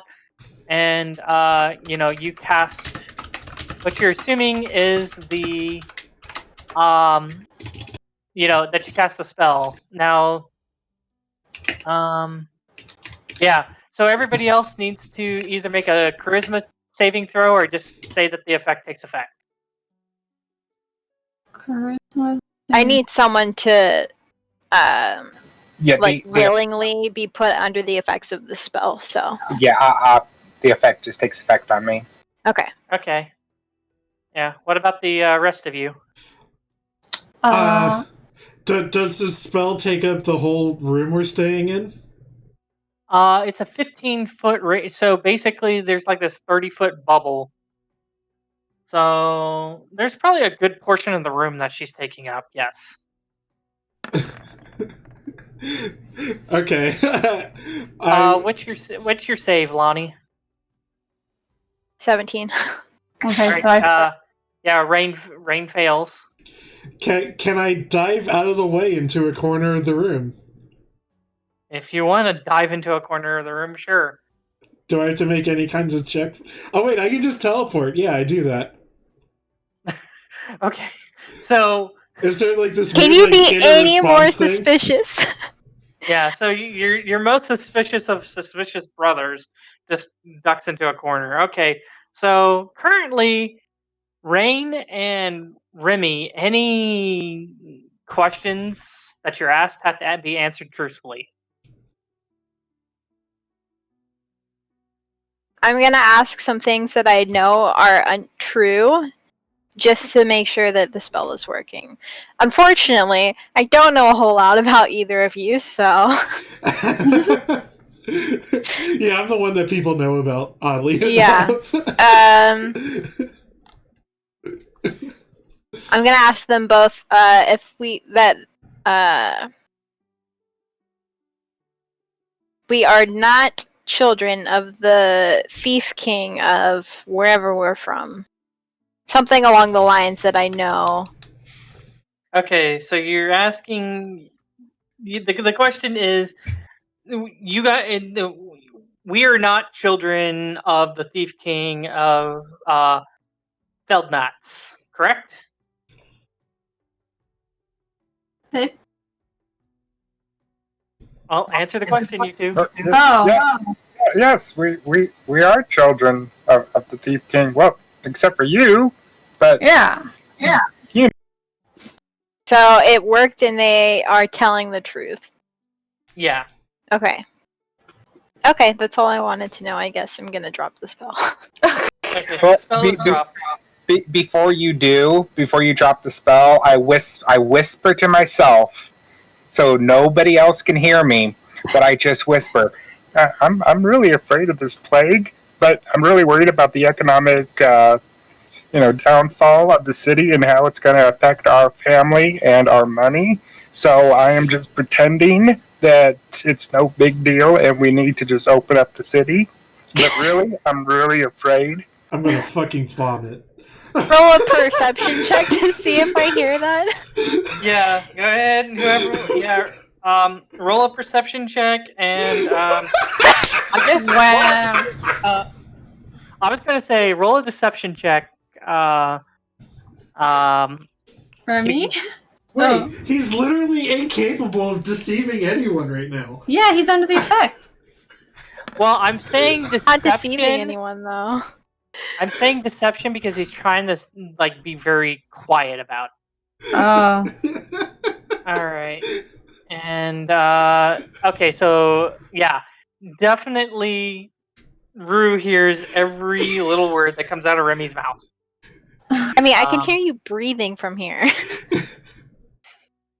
Pretty much. Okay.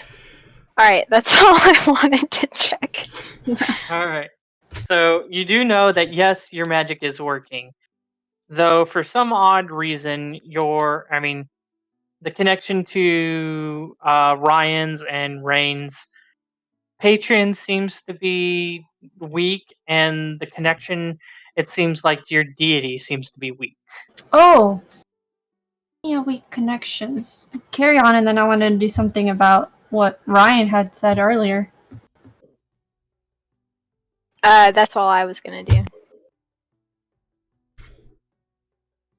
Okay.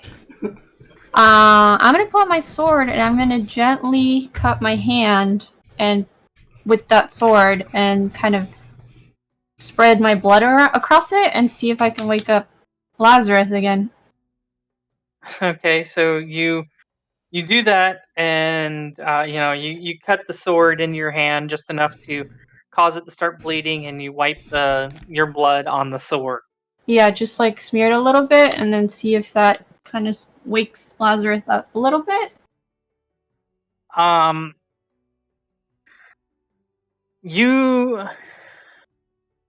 know there was something that you wrote about if your sword was covered in blood, it did something, didn't it? It would glow. Okay. It does still do the faint glow. But if you try talking to her, which I think was also another thing that you're probably trying to do with this, is that very much the same. She seems very sluggish, very tired, lethargic.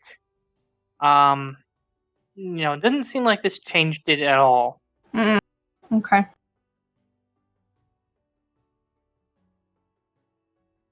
Well, I'm gonna heal my hand and do a short rest. I'm gonna say because you did that, go ahead and take 1 point of damage. Okay. Because you're purposely hurting yourself. Okay. There. And I'm gonna make the change of my money right now since I gave 40 to the Undertaker. Okay. Okay. Alright, that's where I'm at right now. I have 72 hit points and 40 gold less than I started with. Okay. And I will have to get to you guys with that list. I'll probably put it on Roll20 as a handout. Okay. And then I'll probably also make a Word doc and also send it to you guys so you guys have a digital physical copy, I guess you can call it. Rather than, having to use Roll20, you guys can kind of go through that and figure that out if you want.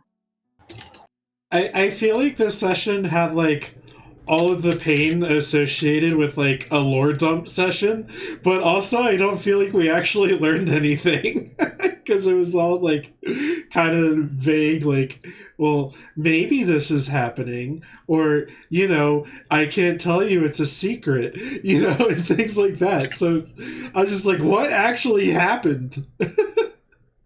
I think there's some things. Yeah. Yeah, and you guys said you wanted more of a mystery-based kind of campaign. Yes. I'm really enjoying this one, so I'm having a good time. Yeah.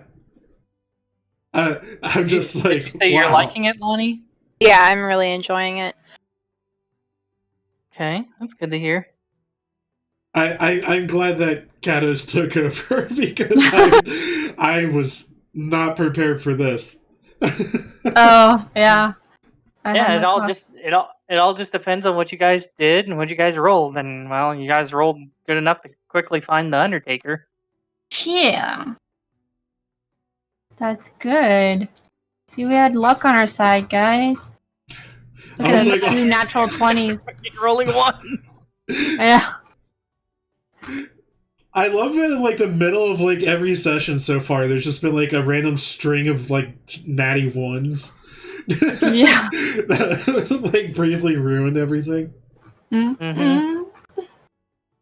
I think we still got quite a bit of information, so I think yeah, it's just how it went about it initially was hard to navigate for sure, but that's part of the mystery of it. But God, to unpack the shit that the Undertaker was saying, I'm gonna have one of those cork boards with all the red strings, photographs. Yeah. My mind was going 1,000 miles per minute, trying to figure out who are we needing to look for, and I had completely forgotten to ask Hesper what was the contact name again. I couldn't remember. Had you ever given us a name? And yeah, that kind of answered her question. So apparently not. Yeah, that's okay. The answer is this. Hesper has given us no names. Because we never asked them. Yes. It's on us. It's not on Hesper. It's on us. Yeah, it's on us.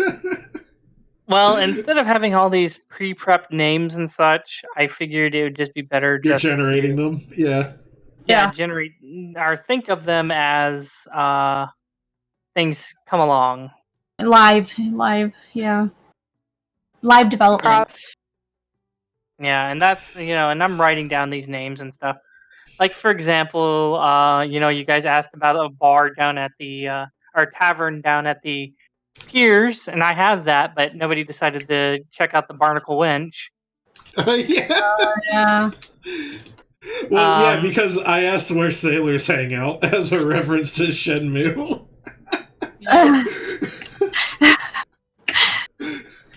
I bet we will find the brothel nearby also. I hope that it won't be wench is high a barnacle. end, but we need the high-end brothel first. you want what do you mean you don't want the low-end brothel? I don't with want to get salty wenches. No. Salty wenches. No, I need no the barnacles on my wench, thank you.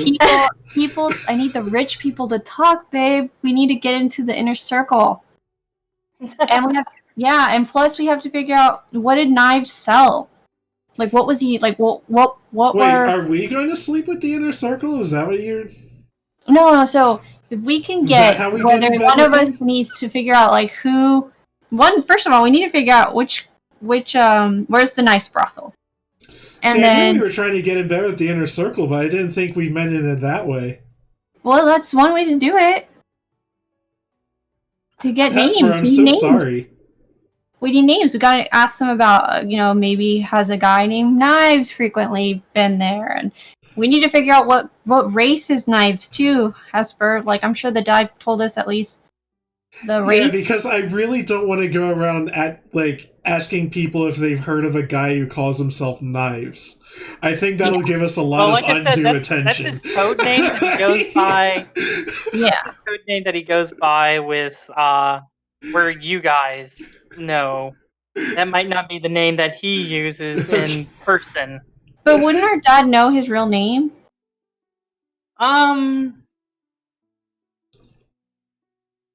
Let's see here. Because he would have a double life. He'd have Knives when he works with us, and then he'd have a different. So that way we would have kind of a like Aster was saying, like we don't necessarily tell them Knives, but we say so and so, Lord so and so, or Lord so and so's son, and then we kind of weasel in to see like who else he hung out with, and then we go through that connection. Yeah, there's no reality where we ask people in the street, hey, do you know about a guy who calls himself Knives? Unless and people aren't going to fucking run away from you.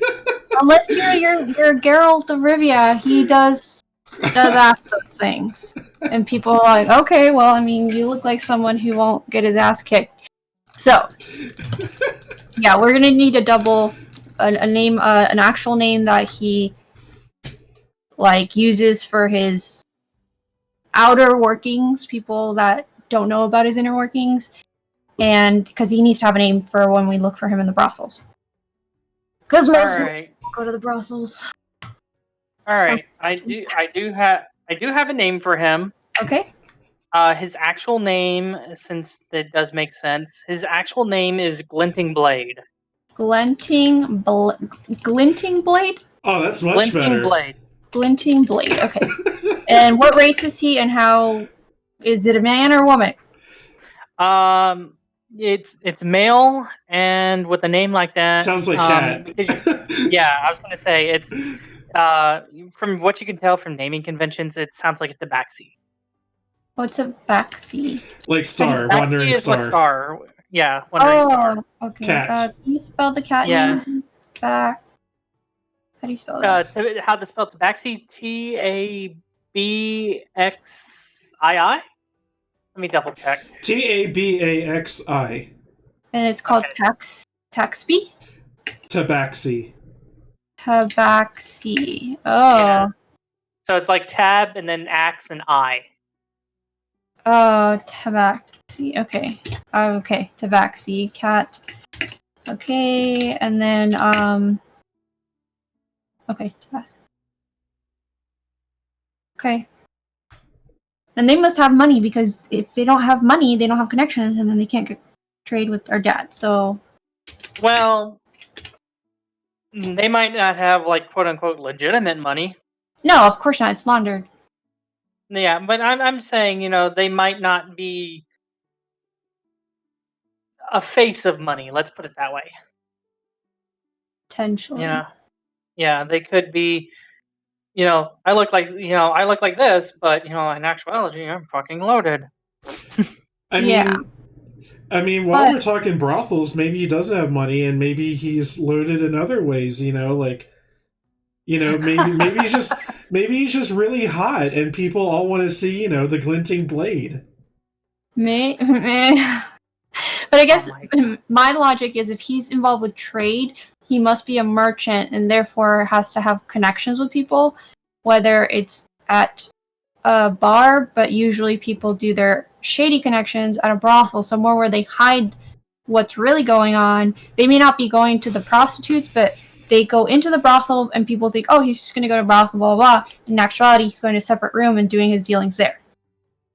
Yeah, I just go to strip clubs to play cards.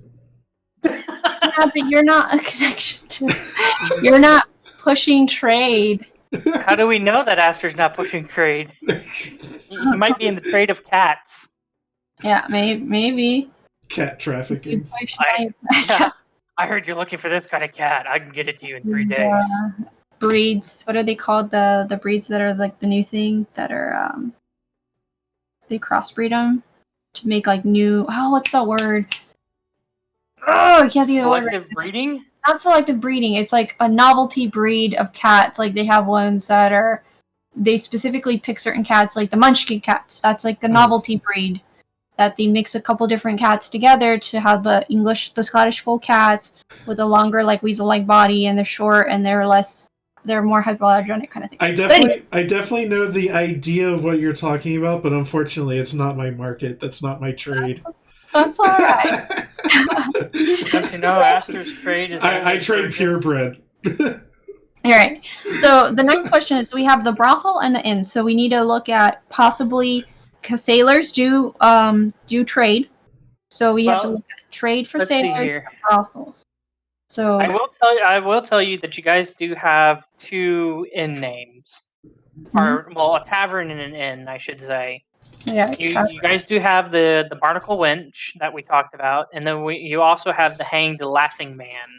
Oh yeah, Hanged Laughing Man. That's the inn, right? The other inn. Yeah, that's another inn. And then the Snowflake Tier? What was it? Is the other one? Snow Tier Inn. Snow Tier Inn. And that's the one that you guys are staying at. And that's founded by Trump, right? These snowflakes. Just kidding. No, that's what's ran by Master Silverbeard. You know, he made over 100 tweets today. You did. He did. Our snowflake that cries because we criticize him. Yeah. Yeah, I'm not surprised. It's like we're living in a reality TV show. I wonder what the fuck he would do if there wasn't social media. He would die. Because he can't get the attention. He'd be on the newspaper every day. Newspaper and try to get on every magazine. Anyway, we're still recording, and I'd rather not have Aster's recording be political. But so we have the Hang the Laughing Man, and the Barnacle Wench, and you haven't given us a name of a brothel yet because you haven't decided, or we just now given you the idea of throwing in a brothel. So or a couple, yeah. There's a couple. Yeah, so, there's something along those lines. Yeah, I'll have to figure that out later. Hesper is so tired. I know. And then I also got to get you guys the list of materials that Ryan was given. Yep. And Ryan has to probably sit there and figure out, how do I get this band off my arm that's like skin tight? So the band will only activate if we talk about the instructions, but it won't explode, right? That's what he said anyway. Yeah, he said that the band at first it lit up with runes, and then after a while it went dull, and it just looks like a metal band around his wrist that's really close. Uh-huh.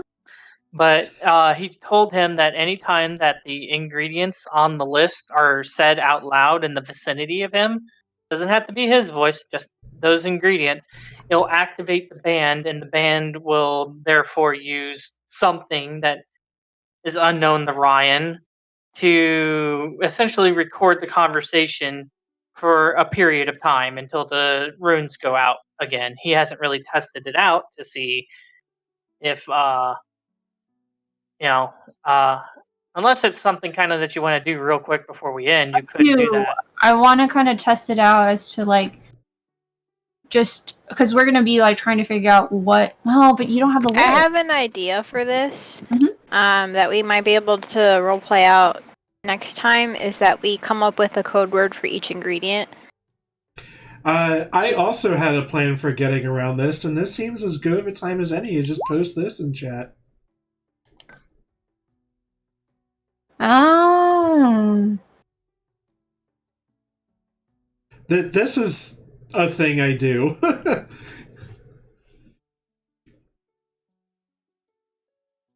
Yeah, there is that. But yeah.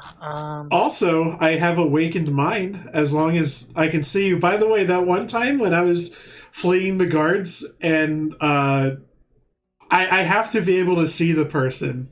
We both missed that. I didn't. Yeah, my apologies. I mean, it was at the time you kind of had your thing. I don't know how your character works, all that stuff. So yeah. Hey, I don't know either. So that was heat of the moment, man. But yeah, I have to see the person. But yeah, I don't have to out loud say things. I can tell you telepathically.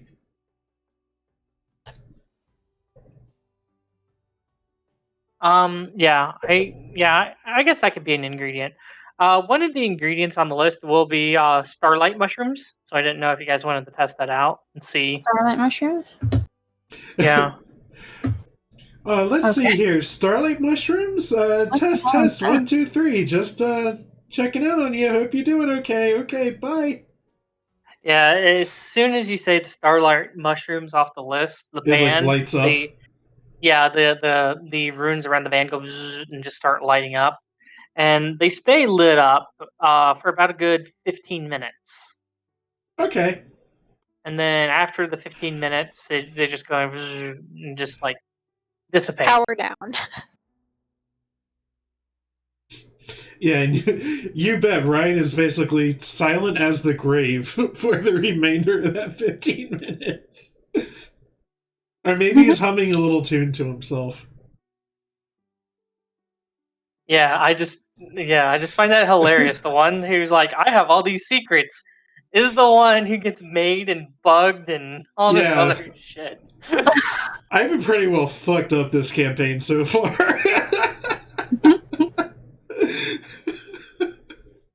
I mean, sometimes fucking up can be a blessing.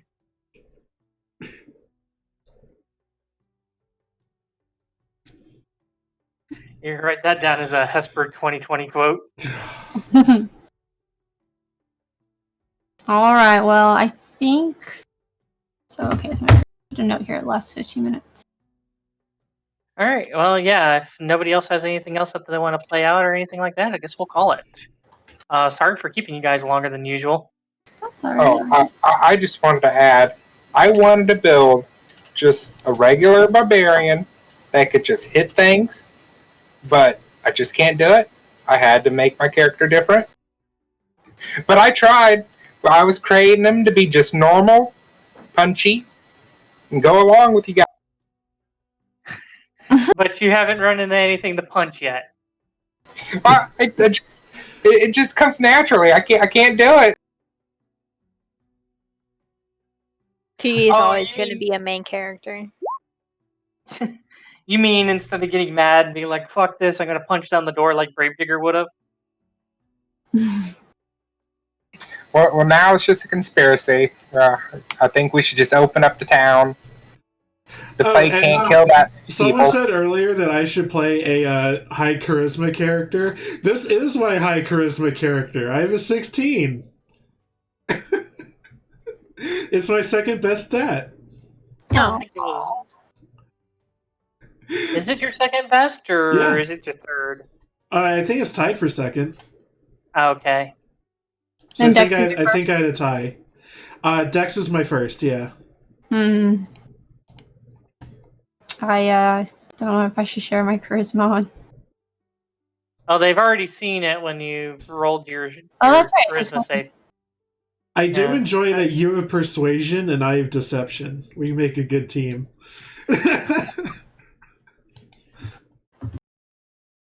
That's true. I think we'll be good. Just had to figure out how not to make things more complicated than they really were. Oops. I was overthinking. Oh well.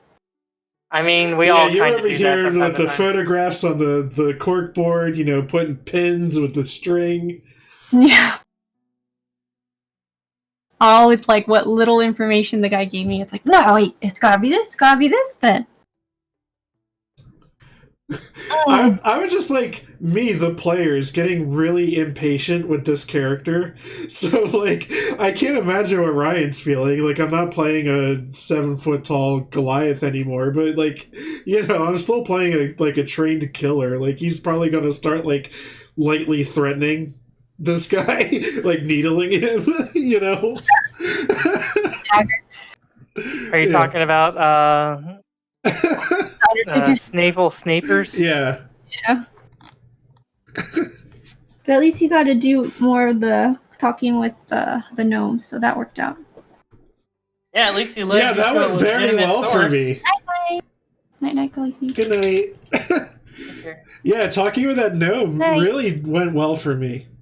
Yeah, you had good rolls. That was sarcasm. Yeah. No, it wasn't. I mean, it kind of was, but no. It was good rolls. No, but at what cost? I had sarcasm. Oh, okay. That did not go well for me. I am bugged. I'm wearing a wire. And his persona has been made. Yeah. He's been made twice, basically. Because there's the wanted posters strewn about town. It's talking about this evil demon wizard thing that goes bump in the night. And then he's been made into this 6 to 8 inch tall statue that's in this gnome's place of residing. I have a goal, and it's to, even if I have to steal it, I gotta get my own figurine. Because I couldn't do that for Gravedigger, I'm gonna do it for this character. When did Gravedigger have a figurine of himself? When are you gonna go print it? He asked the doll maker to make little figurines for him. Oh. And I don't think it ever got around to happening. Oh.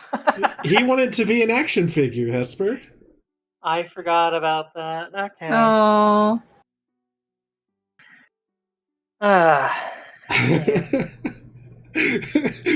There's a lot of little dangling threads in Curse of Strahd that, like, aren't worth returning to.